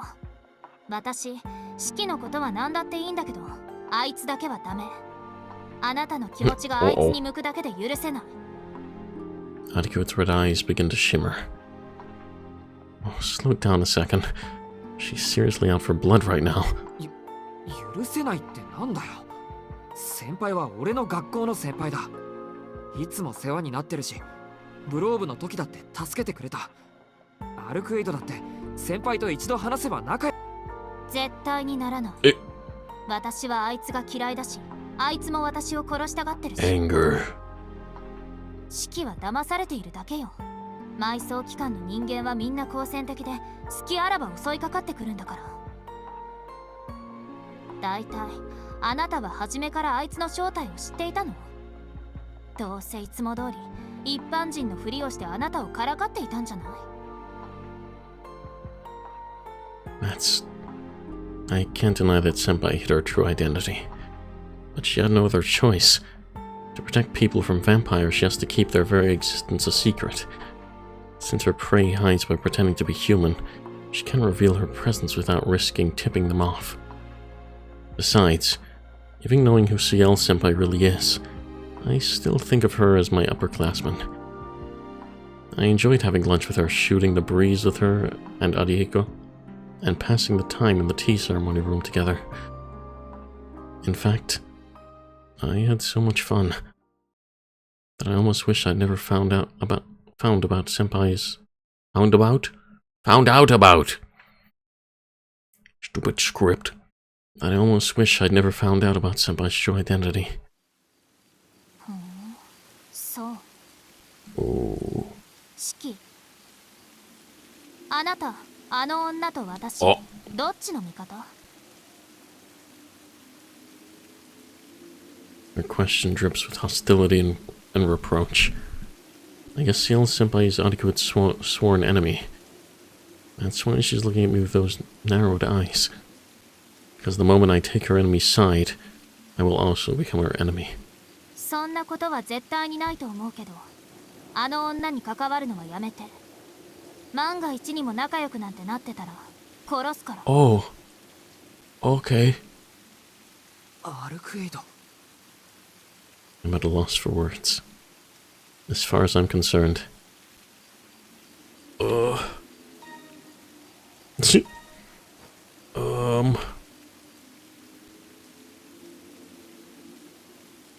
You're the one I can't get out of my mind. I gotta lie to her. I think back to that rainy night. After I killed Etiquette and selfishly resolved to die, she found me and brought me back to my senses. 俺はあの人に命を救われた。私だって何度も救ってるけど。I think back to the fight against Vrov.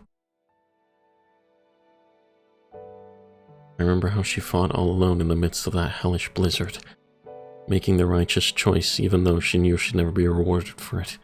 この町を守ってくれた。私だってめっちゃ守ってますけど。But I predicted like so much more. Etiquette, please. I think back to the way she smiled back at the curry shop. She told me that it was fine to be afraid, to be worried. She... 私だってお昼ご飯ぐらいおごれますけど。ちょっと黙ってくれませんかね。ってなんでランチのことわかるんだよ。ついに俺の考えまで読むようになったのか。だって今一緒にカレーショップがどうとかつぶやいてたから。Crap. Was I thinking out loud? 何よ、はっきりしない式が悪いんじゃない。そんないかにもかっこいい独り言でごまかされないからね、私。かっこいい独り言ってなんだバカ。お前が邪魔しなけりゃ今頃はっきり答えてたよ。なら言えば聞いてあげる。まったくいいか。先輩は大切な人だ。あの人がいなかったら俺はここにいなかった。だけど尊敬と好き嫌いは別の話だ。敵味方の話をするなら俺はお前の方が何倍も放っておけない。 Why? I don't know. I'm in this route. I'm team Shell, bro. Etiquette has been nothing but fucking sus. I can't believe I just said that. But there's no way I can deny my own feelings. I mean, just having Etiquette with me tonight was enough to make the pain in my eyes bearable.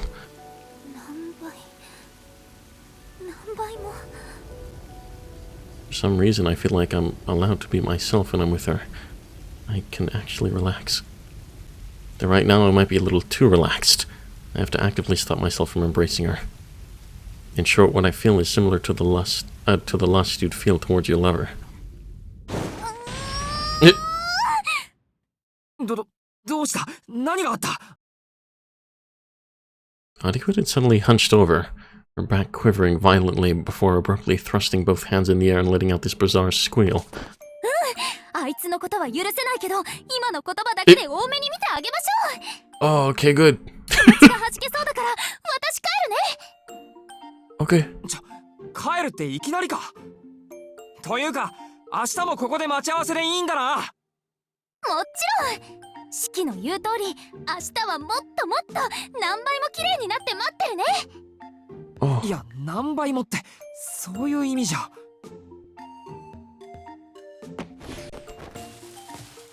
I don't even get to finish correcting her. Etiquette took off like a shot. 綺麗って人間なんてどうでもいいんじゃなかったのかよ。I guess I can't really make fun of her for not acting like a vampire the way I usually do. After all, the mere sight of that vampire's smile made me blush so hard I had to bury my face in my hands. いや、今には笑ってる場合じゃない。俺も帰らないと。 It's almost midnight. I need to get back to the mansion while I still have the energy to do so.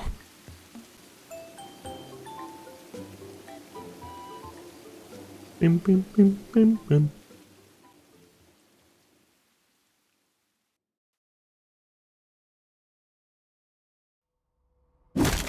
What? The raised mass of steel is swung down without a shred of hesitation. A beaten up relic of a weapon. It has been so worn down by years of use that it'd be impossible to sharpen again, no matter how much one tried to wet it. At the tip of this weapon is a wide blade, over 50 centimeters from edge to edge. That blade, which weighs an entire ton, propelled by nothing but its own weight.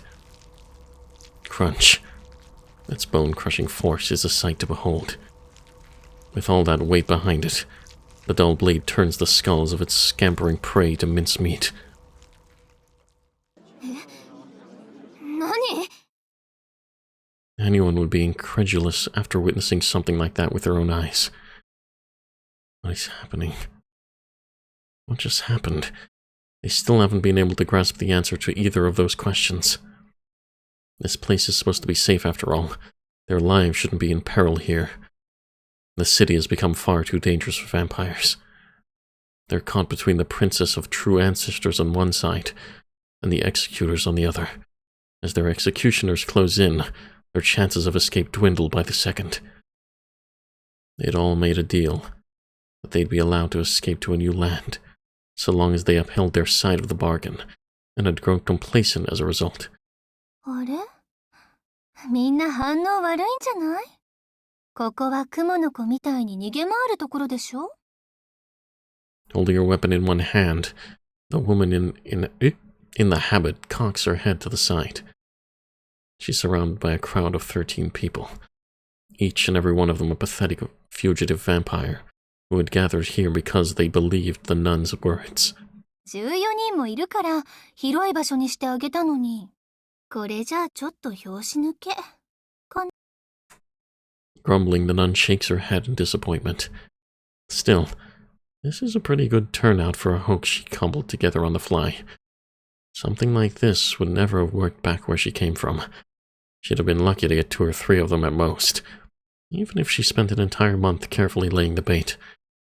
Instead, she managed to net 14 of them. It isn't just the urban fabric that's simple here, but the people themselves she can't help but laugh. おっと、今1匹潰れたからあと13匹よね。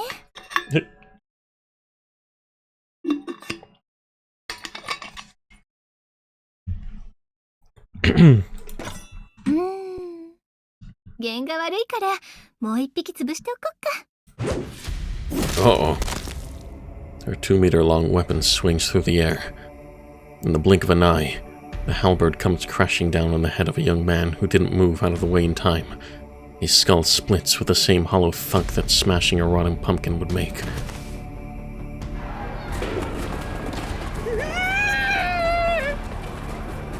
A human shriek rings out. For the most part, the men and women gathered here are in their early 20s.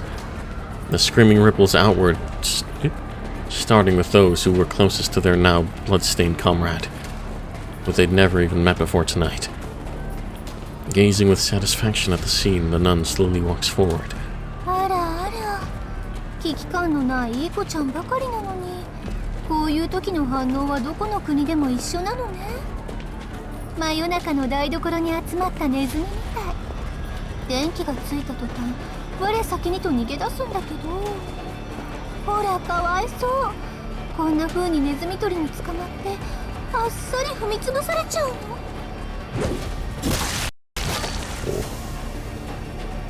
The third spurt of blood splatters the night. The lump of iron sets its sight on a nearby young man and plummets towards his head. This time it swings with him with much greater force. His skull is smashed to smithereens, but the blade keeps going, plowing through his neck, and finally coming to the rest in the middle of his torso. はーい、注目。これからお姉さんが害獣駆除をするわけだけど、変な勘違いされるとイラッとくるので、あらかじめ説明しておきますね。まずはこの大部屋、結界を張ったのであなたたちは絶対に逃げられません。窓から出ると溶けるから注意してね。次に私、何があろうと一匹も見逃さないので、私に命乞いをしても意味はありません。最後にあなたたち、助けを呼ぶ自由だけはあるので、助かりたかったら私にではなく神様にお祈りしてください。本当に神様がいて、あなたたちにそれだけの価値があるのなら、奇跡が起きて逃げられるよう世界は作られているはずです。 With a heave, the blood-smeared nun dislodges her halberd from the pile of flesh. At this, the panic of the assembled youths reaches a fever pitch. They scramble in all directions, trying to escape the nun, but their legs are unsteady. An anti-vampire barrier has already been erected here. It wouldn't have any effect on a real human, but for a low-ranking dead apostle, it feels like being stuck at the bottom of the ocean. Unable to even run away, their bodies continue to weaken by the second. なんで指定額は用意しただろう。なんで逆に殺されるんだよ。やめて、頭をやめ、足もやめてよ。なんでこんなに痛いの。嘘、やめて。そこから引っ張られたら魚みたいに真っ二つになっちゃ嘘嘘ですよね先生。助けてくれるって、僕だけは助けてくれるって言ったじゃないですか。いい子にしていれば見逃してくれるって。 The smile hasn't faded from her face. Sticky red threads cling on her halberd as she hoists it aloft again, and brings it crashing down on the skull of her next target. Her breathing is frenzied. The scream wrung from the victim of her blow seems to have driven her wild with excitement. 早くドア開けなさいよ。殺されるじゃない。もうつがもたもたしてんじゃねえよ。あんな女外にさえ出れば簡単によ。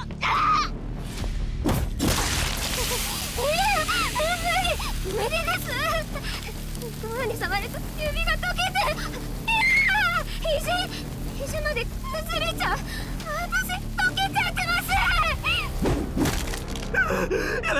やめて、助けて。 She's fucking brutal. Jesus. 祈ってたのに、ちゃんと神様に手を合わせて祈ってたじゃねえか。この人殺し、てめえのどこがシスターだ。 The nun with bloodshot eyes, who was just about to slice open the youth's defenseless back and rip out their still dripping spine, suddenly stops. 君、今妙なこと口走らなかった？人殺し？人殺しって何？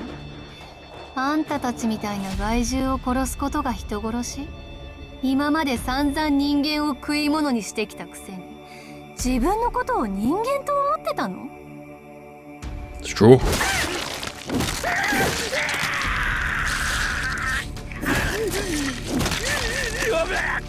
やめて、それもつい。ごめんなさい。謝ります。謝りますから。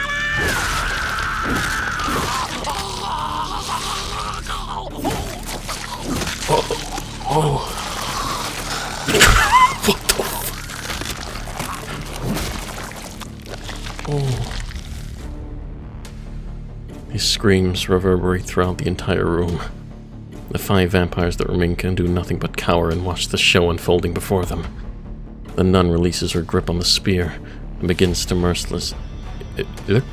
meticulously and ruthlessly execute her downed prey. First, she uses a sacrament to restore his sense of pain. That done, she pins his eyelids in place with nails so that he cannot look away. She then removes his clothes, and once he's fully naked, starts to peel back his skin, exposing his innards. One by one, she gouges out his organs with a black key, of course. Each strike inflicts a lethal dose of pain. Once she's done with his organs, she rips off his nose and ears. When her prey sees what she has become, he begs her to just kill him. Finally, she punctures a hole in his skull and fills it with holy water. To vampires, Holy water is like sulfuric acid. The brain shouldn't have a sense of pain, but this liquid, which has been purified by a baptism, envelops her prey with an unimaginable agony and drives him insane. The product is a broken record, capable only of repeating the words, "Kill me, kill me, kill me." She lets out a sigh that makes the devil himself tremble. The nun hefts her spear once more, and with a heave-ho, obliterates the broken record. 失敗失敗。あんまりにも面白いこと言われたから趣味に走っちゃった。Oh, you're fucking 安心し terrified. てみんな。今ので満足しちゃったし、あなたたちは適当で済ませるから。手抜き作業でごめんなさいね。The nun sweetly flashes them a flirtatious smile. This is the final straw. The remaining prey starts shrieking and punching and kicking the walls, even as the barrier begins to melt their hands and feet. They scream with every fiber of their beings, begging to be released. やだやだやだやだ、お願い、殺さないで殺さないで殺さないでください、神様。お願いします。何でもします。何でもします。どうか私だけは。はい。今度こそちゃんとお家に帰るから。助けてよお母さん。お母さん。お母さん。お母さん。待ってよ。私はまだ誰も食べてない。昨日こいつらに襲われてまだ吸血鬼にもなってないのに、まだ一つもいい目に遭ってないのに。Well, one rodent left. The nun takes a moment to rest, no doubt exhausted by her hard work. The lone survivor takes this opportunity to address a question to her defenseless figure. なんで俺たちだったんだ。はい。俺たちはただの雑兵だ。放っておいても、あと数日で餓死していた底辺の怪物だった。あんたみたいな掃除屋がわざわざ手を出す必要のないクズだ。なのにどうしてこんな。助けてやるなんて希望を持たせて殺しやがった。一人一人丁寧に散々怖がらせてさ。対向車ってのはもっと効率的で小物だけを狙うんじゃなかったのか。それでもお前は人間かよ。The nun is taken aback by the vermin's unexpected outburst. She's legitimately surprised. Is it because her prey has, in his final moments, demonstrated an almost human nobility? No. あのね、弱い者が弱い者を襲うのは当たり前のことじゃないの。She's surprised because he asked her something that would be obvious to any human. 自分より強い相手なんかと戦うわけがないでしょ。私は弱いから、自分より弱いやつにしか手を出さない。これ、人間社会じゃなくて生き物の一般常識よ。じゃあ、お前が俺たちを集めたのは吸血鬼だからじゃなく。そう。都合よくストレスをぶつけられる相手が欲しかっただけよ。そんなの見てわかりなさいよ。ああ、最悪。あなたたちって脳まで腐ってるのね。もしかしてクリームでも詰まってる？詰まってたのよね。そんな甘ったるい考えだから神様は助けてくれなかったのよ。The final blow comes hurtling down. The nun's halberd decapitates her prey in the blink of an eye, ending his life before the pain could even register.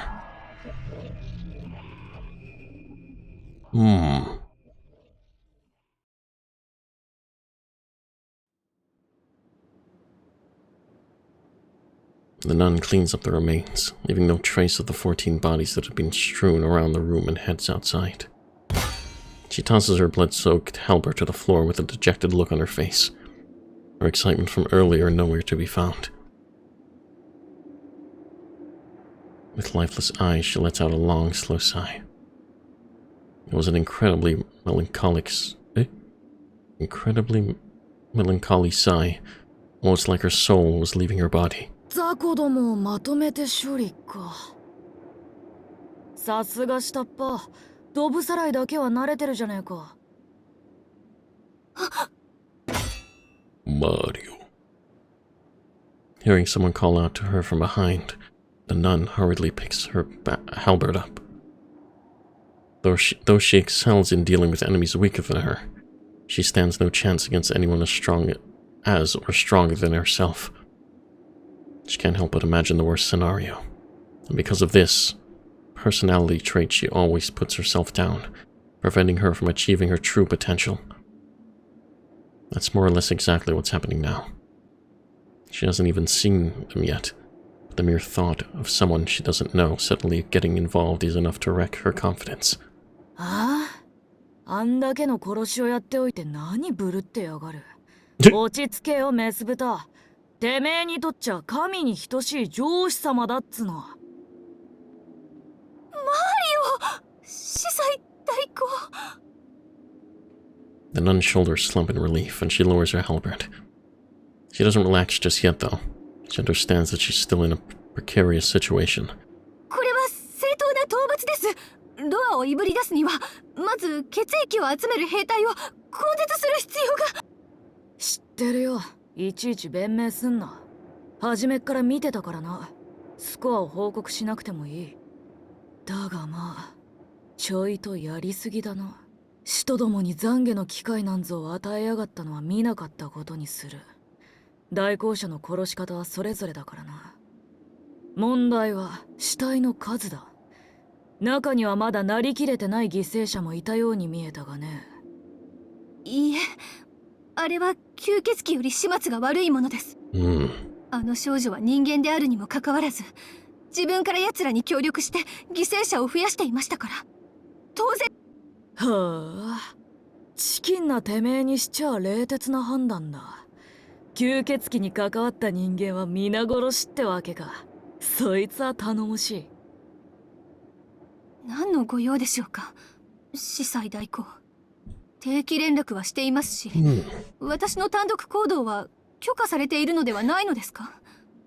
ああ、奇跡会と埋葬機関は別管轄だ。てめえがシエルの相棒である以上、俺たちは対等だった。だったとは。代行者シエルはてめえとのコンビを解くとよ。できうる限り早くてめえを引き取れなんて言ってきやがった。なんで近いうちにてめえは俺の預かりだが、スコアも悪い、精神も不安定な不良物件を使うほど間抜けじゃねえ。この一件が終わり次第、てめえは修道院送りだ。今のうちに身辺整理をしておけよ。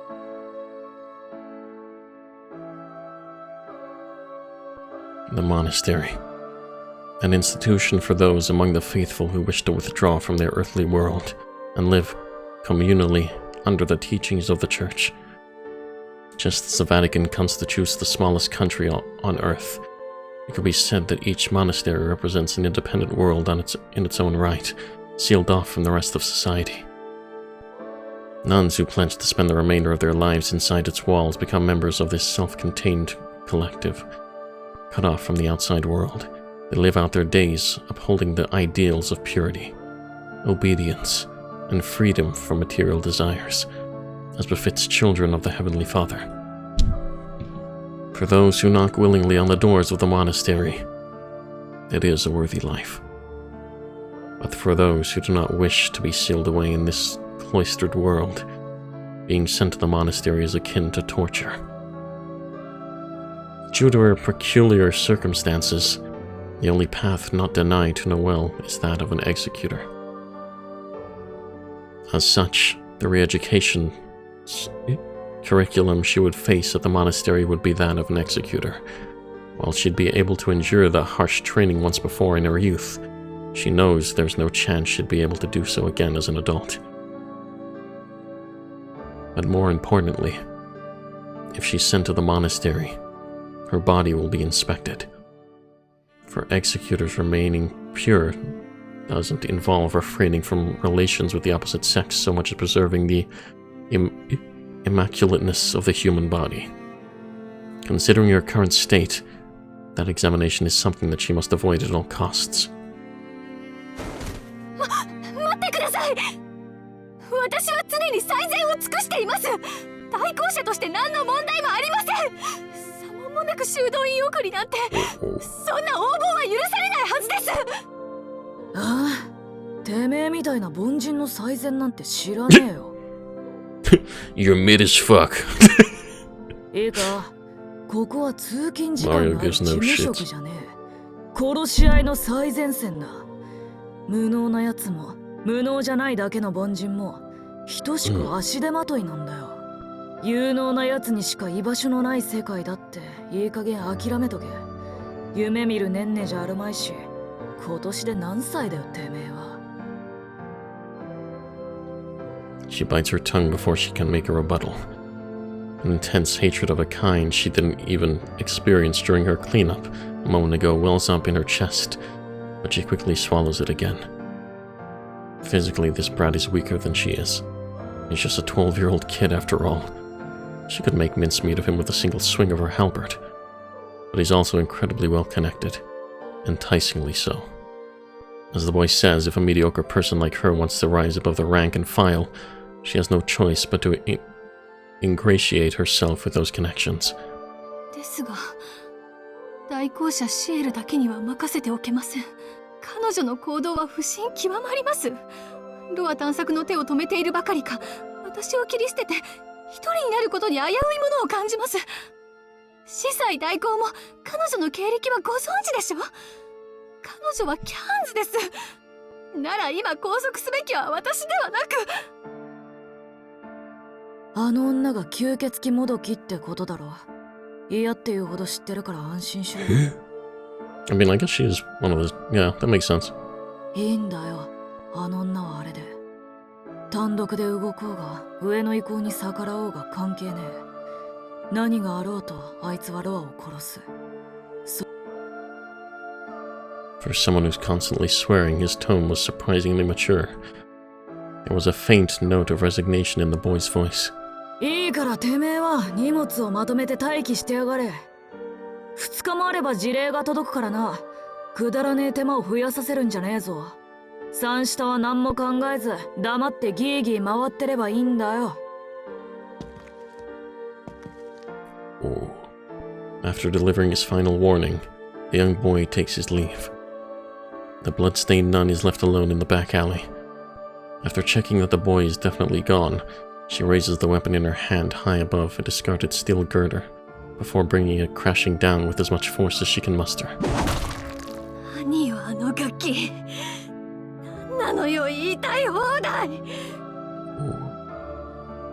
供のくせに大人を舐めるんじゃないっての。 The sound doesn't fade away after the first hit.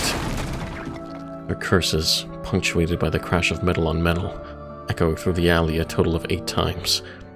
The girder, which had weathered all sorts of abuse in the past, is now nothing more than a twisted wreck. It wasn't the only one who'd gotten bent out of shape.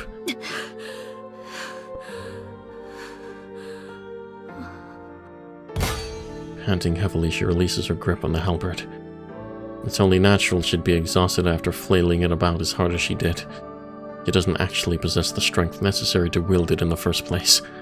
She'd never be able to hit anything with it if she didn't activate the sacrament of weight reduction it carries for every swing.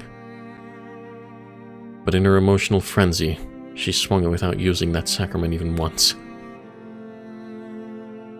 The woman smiles coldly at her own despair. It wouldn't be surprising if she'd shredded her own arm muscles while thrashing around like that. バカね。何やってるのよ私。あの怪物じゃあるまいし。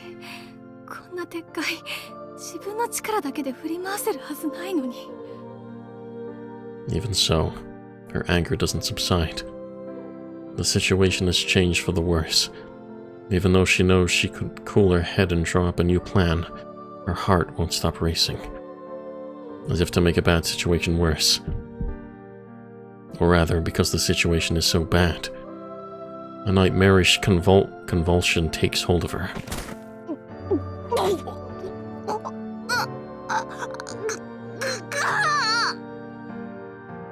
She doubles over, trying to withstand the pain coming from inside her. Kneeling on the floor, she claws at the dirty soil with her fingers and tries to cling to her current self. Nausea and chills penetrate deep into the marrow of her bones. She's never experienced it firsthand, but she assumes this is how morning sickness feels. Except the child gestating in her womb definitely isn't human. さないと早く吸血鬼を殺さないと。私がダメになる前にロアを探し出して殺さないといけないのに。あと2日。あと2日しかないの。でも Maybe she doesn't even have that long. The weak-willed part of herself whimpers. She's curled up so tightly that it looks like her back's about to burst. She clamps a filthy hand over her mouth, holding back the thing that threatens to spill from her stomach. 大丈夫。神様は見てくれてる。私はいい子にしてたもの。きっと助けてもらえる。私は何も悪いことなんかしてない。だから。I'll kill some more vampires tonight. I'll kill some more vampires tomorrow. If I do that, I'll be saved. I'll definitely be saved. The revenge I've been chasing for 13 long years will finally be complete. そうよ、ノエル。私は代行者になった。このために強くなった。あんなガキにも、あんな女にも、思い通りになんかさせるもんか。She forces her cold, trembling body to stand up. A twisted smile plastered across her face. The nun lifts her halberd using nothing but her own brute strength and leaves the site of her one-night slaughter behind her. Oh. So Noelle's pregnant, huh? Interesting. With a creature.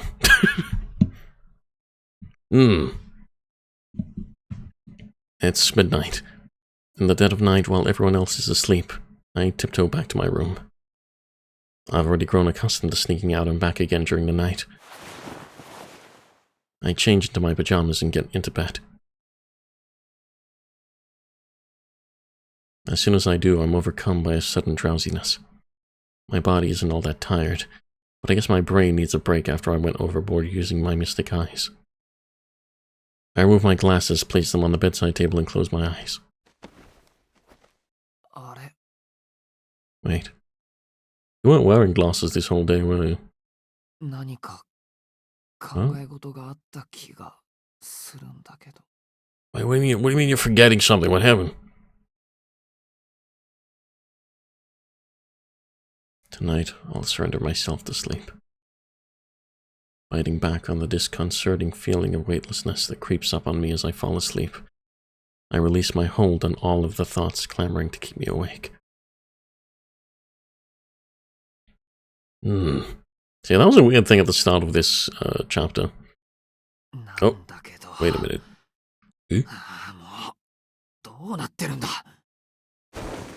I kick off the blankets and get out of bed. My body's still too restless for some reason. I can't get to sleep. My brain is desperate for rest, but my body won't let it. It is like a mild form of torture. There isn't much else I can do, so I wander over to the conservatory. If I turned on the lights in my room, there's a chance Hisui or Kohaku-san would notice. The lights in the conservatory, on the other hand, are only visible from outside the mansion. I pluck a book at random off the shelf, just like the last few nights. I'll lose myself in its pages until I start feeling sleepy.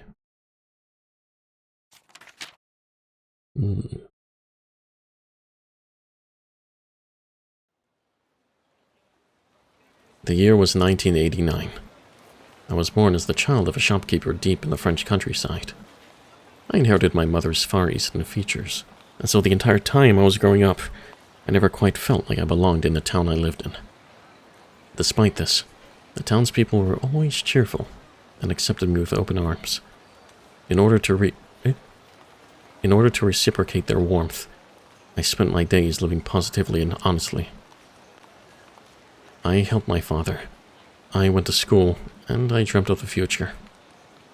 I was also a little worried about how I seemed to be developing faster than the other children, but I never questioned that it was simply the hand I'd been dealt, and assumed that the blessing was something utterly unremarkable. At least, that's how I lived the precious short years leading up to my 12th birthday. It came to me suddenly. It would happen when I was playing with my friends. For no particular reason, I'd feel the desire to snap their slender necks. It would happen when I saw a weary-looking beggar by the side of the road. I'd feel the urge to gleefully stab their malnourished stomach. God, this guy creepy, bro. The impulses came without any warning, and they didn't follow any kind of pattern. Whenever I came to my senses, the thoughts would always be there. And just as I was about to act on them, I'd suddenly remember my own name. When I did, I'd run away as fast as I could, tears welling up in my eyes, covering both my face and the scream threatening to spill from my throat with my hands. I was healthy. My memories were vivid. I didn't despise anyone. And yet, whenever I was confronted with something I had the power to destroy, I couldn't resist wanting to give it a try. Whenever that urge struck me, my face was always twisted into a grin. The world outside was terrifying.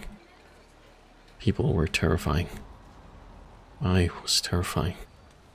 This ever-increasing glee was frightening. But I couldn't confide in anyone, not about something like this. With each passing day, I grew more and more reclusive. I remained level-headed until the end. Could I have developed a split personality? Could someone else's soul have taken up residence in my body? I didn't believe in unscientific things like that. I came to a conclusion. I decided that these impulses of mine were just the same fleeting destructive impulses that everyone feels occasionally. Like how you might lash out at your father when he comes to wake you up after you stayed up late the night before. Or how you'd get irritated if you were walking down the street after it had just rained, and a car drove through a puddle and splashed water on you. My impulses were just those tiny split-second flare-ups of anger taking shape in my heart and controlling me. I can't speak for anyone else, but it seemed like I was the sort of person who couldn't oppose my own heart. The way things were headed, I was sure that I would do something that couldn't be undone. The only option left was to shut myself in my room. I had no choice but to spend my days without seeing anyone, without doing anything. If I did that, there'd be nobody for me to get angry at. There'd be nothing for me to resent. Except, that proved to be a mistake. I should have had more faith in God. I should have sought counsel with a priest, rather than hiding in fear for my own nature. During the time I spent locked away in a cage that was my room, my heart was slowly ground down. Fucking ground pound. Until finally, it hit a tipping point. On that day, I had been completely replaced. Then I felt a prickle of thirst. Understandable, really. I slowly dragged my weakened body out of my room for the first time in over a month. My parents, who had been relaxing in the living room, rushed over to me. My father spoke to me with care and worry in his voice, while my mother just smiled at me with tears in her eyes. I killed them both. It was almost disappointingly easy. Feeble as I was, I sank my teeth into my parents' neck and hungrily gulped down their blood. After sucking up 2 lives worth of blood, I stood up. 素晴らしい。この肉体は過去最高の才能だ。Now this is probably one of Roa's old incarnations. I see. It was my voice, but one I'd never heard before. With their crimson blood still clinging to the corners of its mouth, like lipstick, the body that had once been mine embraced itself. Just how lucky can one get? Ordinarily, I decide on which vessel I will be reborn into in advance based on 2 criteria. Firstly, they should be in a local position of power. Secondly, they should be from a family that possesses special talents. The first condition is the truly essential one, while the second is nothing more than a bonus. My first task is always to seek out a lineage that meets that condition and establish them as a transfer destination. Unfortunately, my previous incarnation was destroyed by the princess before I could make my final decision. As a result, I was forced to conduct a hasty and incomplete reincarnation, relying solely on astrology. That was how I ended up with this body, child of a middle-class family of unremarkable social standing. With this starting hand, it would have been difficult to take control of the town as a human. Add in the fact that I only had a few years before the princess found me, and it seemed nearly impossible. But I did not lose heart. On the contrary, I felt a flash of delight. When weighing whether to opt for lineage or talent, I'd always chosen lineage. As a result, I had never come across a truly outstanding body. But this time was different. The strength of this body's magic circuits, and the amount of magical energy it was capable of producing, were head and shoulders above those of an ordinary mage. Even mages at the top of their field would look like rusted-out clunkers when compared to this body. I sneered at how materialistic my previous selves had been. I'd had my priorities completely backwards. Power and influence can be obtained with time, but a truly outstanding body, a natural-born gem, is a miracle only the Lord can produce. After reincarnating times, I had finally hit upon the truth. After I'd awoken, I surreptitiously transformed this town into a necropolis, as naturally as water slowly carves a path through the earth. In contrast to the haphazard methods I'd employed before, my new self did it very gently, carefully, never to spill too much blood at once. Carefully. I took control of the town over the course of a single night. Without letting a single human escape, but while still avoiding any unnecessary killing, I painstakingly constructed a castle of the highest caliber. First, in one smooth motion, I spread an even layer of the cream of despair all over the pure white canvas of the cake, and then little by little, with a mocking smile plastered across my face, I gaudily embellished it with jams, jellies, and meat. It felt like a waste of time and effort to me, but so be it. The reincarnated consciousness that constitutes me cannot exist on its own. I am nothing more than knowledge and a directive. My personality is reconstituted, with each generation molded by the character and values nurtured in the body of the host. Even though I became the owner of the body, its thought patterns and critical abilities do not change entirely. Which is to say, though my body may have belonged to the reincarnated me, my consciousness was still mine. I was still fully aware and could remember everything I did. As I slept, I was forced to bear witness to the nightmare my own self had perpetrated. That's why I could remember it. I could remember the sensation of biting into my parents' neck. I could remember how, day after day, one by one, I would defile the souls of the townspeople who had been kind to me, slowly dissolving them from the feet up. I did all this in only a week. I put the townsfolk's lives in the palm of my hand. I began toying with them simply for the sake of my own amusement. I wished I could have just gone mad. Gone mad and left everything to me. But if I did that, I would probably only go on to commit even more grievous sins. So I kept on going. I had to stay sane. I had to go on living, so that I could rein in my actions.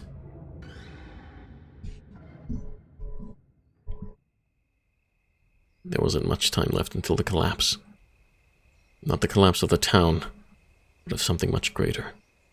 The realization of the projects the me inside of me had spent so much time building up.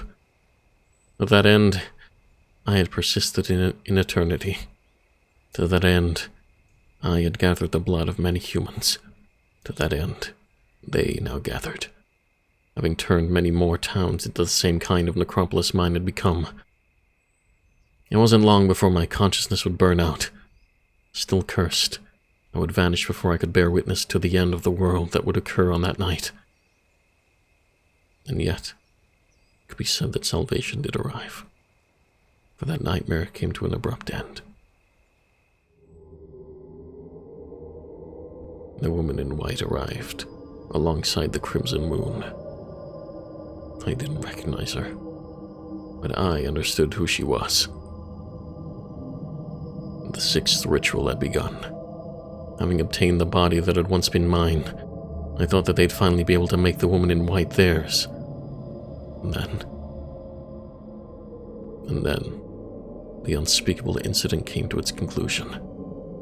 By the time the battle was over, the vampiress in white had killed me. I had already made preparations for their next reincarnation and was born again, leaving behind nothing but my corpses. What is up, my men? I am a huge exhaust pipe, so I am going to close my eyes. Welcome, Alula, welcome. Hope your day's been good. Rest if you can. But yeah. The woman in white left, and my corpse was brought to the Vatican. Ooh.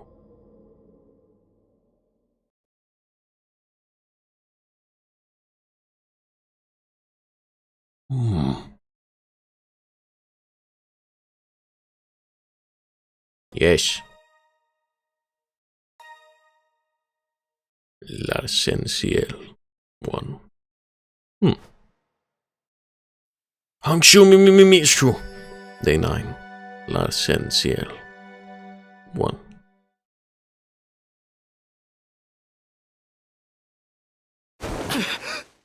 Oh.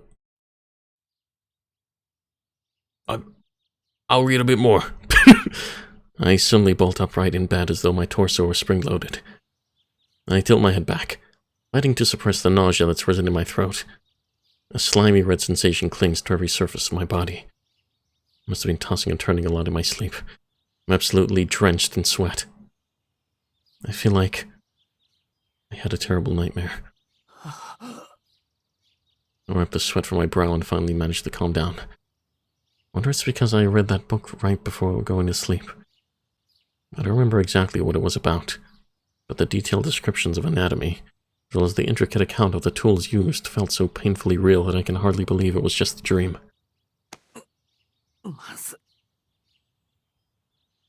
Crap.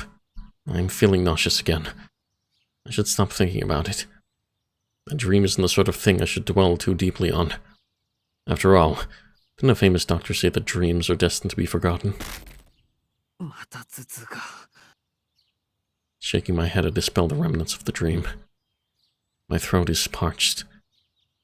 Like mine. I've only just woken up, so my arms and legs still feel heavy, but I'd better hurry up and get changed, and head over to the bathroom. If I splash some cold water on my face and have a drink after I've calmed down a bit, that ought to take care of both the nausea and my thirst.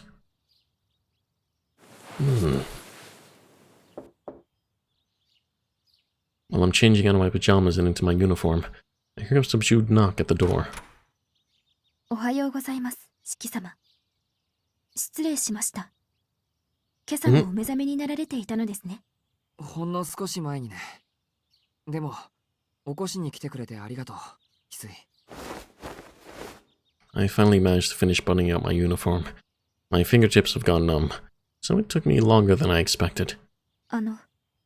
四季様、お着替えを済ませたばかりですが、今日はお休みになられてはいかがでしょう。Well, it's not every day that Hisui states her own opinion on something. いや、休まないよ。だって学校に行かないとシエ。I cut myself off before I can finish that sentence. That was dangerously close. I shudder to think what kind of interrogation Akiha would subject me to if she caught wind of me saying that I need to go to school so that I can meet up with CL Senpai. なんでもない。それよりなんで今日は屋敷で催し物でもあるのか。いいえ、四季様のお顔の色が今朝は特に優れないように見えたので。ああ、それは大丈夫。ちょっと夢見が悪くて気分が悪かったんだ。それも顔を洗えば戻るから心配しないでくれ。朝食だろ。洗面所で顔を洗ったらすぐに行くよ。かしこまりました。ロビーで控えていますので、何かありましたらお声をかけてください。So he bows lightly and leaves the room. I better get going too.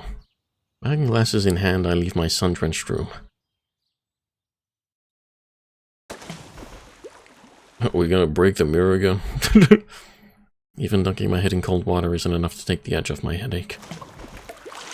Well, at least I don't feel nauseous anymore. Satisfied, I raise my head and... He's gonna do it again. Who is that? I don't see my face reflected in the mirror. After staring blankly at the wall for a full second, really, it's because of the bathroom mirror it disappeared. 'Cause you broke it yesterday, bro. Also, put your glasses on. I head downstairs to the lobby where I find Hisui waiting for me.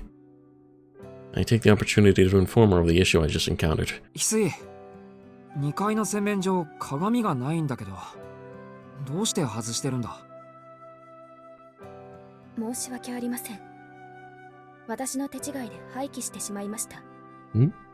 新しいものを用意していますので、四季様がお帰りになられる頃には戻っているかと。So that's what happened. I nod and head for the dining room.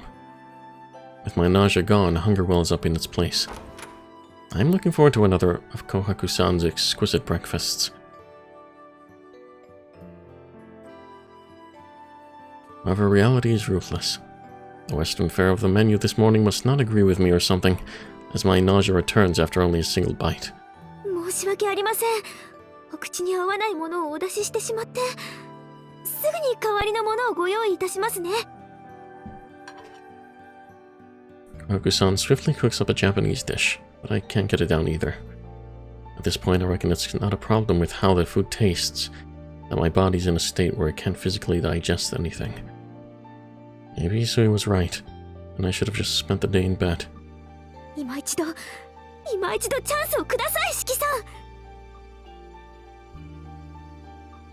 私の信念に反しますが、最終兵器、塩と梅しか使わないお粥を投入しますから。いや、謝るのは俺の方だよ、琥珀さん。これは胃の調子が悪いっぽい。流動食でも無理だろうから、ビタミン剤か何かあったらもらえる。あと、できれば頭痛止め。お任せください。お薬でしたら私の領分ですもの。ではでは、ビタミン剤は糖分多めで、頭痛止めはそうですね。いい機会ですし、遠野家の方たちご愛用のものをお持ちしますね。I still don't know why he has his glasses off. You know that this also causes nausea, Ashiki. He's been acting a bit strange lately. The medicine Kohaku-san prepared for me seems to have really done the trick. My arms and legs feel so much lighter now, and it's like I never even had a headache at all. I had wanted Miss Arak to examine me as well for good measure, but she's not on the clock right now. Apparently she left early this morning because she had some other job to attend to. 秋葉は、そっか、もう登校しちゃったか。I spent too much time on breakfast. It's already 7:30. I'd better get a move on myself if I don't want to be late. 行ってくるよ、翡翠。帰りは夕方になる。Hisui still has a gloomy expression on her face. だからもう大丈夫だって。琥珀さんに薬ももらったし。風邪っぽいと思ったら早退するから。いいえ、そうではなくて、四季様、今朝はメガネをおかけになられないのです。Yeah, you're not wearing your fucking glasses. Hearing that, I reach up and check. My fingers touch nothing but my bare face. I guess I was so preoccupied with how sluggish my body felt this morning that it slipped my mind. I wonder everything seems so different from usual. そういえばそうだった。これでいいかな。いえ、別にかけていなければいけないと言いたかったのではなく、メガネをかけていない四季様を見るのは珍しいことですので、つい。She's right. I normally make it a rule never to take my glasses off around people, that I don't have to perceive them. Unfortunately, I've had to break that rule a lot these past few days. お時間を取らせて失礼いたしました。いってらっしゃいませ、四季様。どうかお早いお帰りを。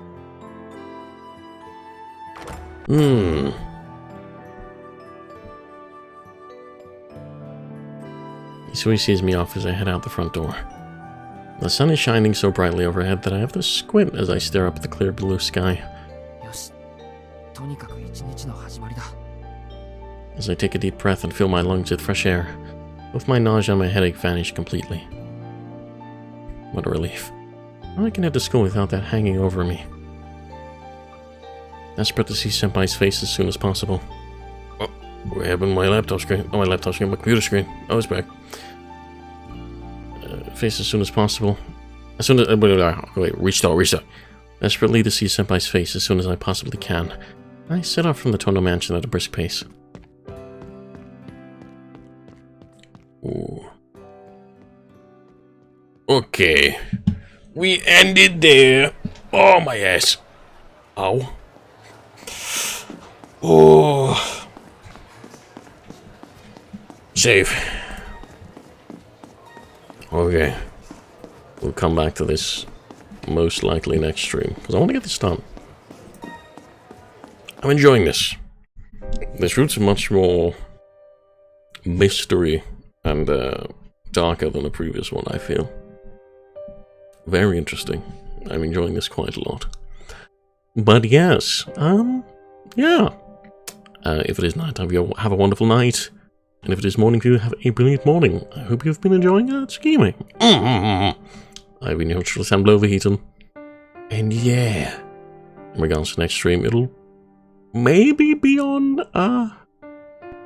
Tuesday? Monday's my birthday. I wanted to do a birthday stream, but I'm going out. So, most likely gonna be just doing something on Tuesday. Maybe I'll do a birthday stream for Tuesday. So, we'll see. But yes, thank you all for coming. And I'll see you guys next time. Goodbye! Wow. And I want the chill music. There we go. Wow. Baba Booey. Sussy Shiki Chungus.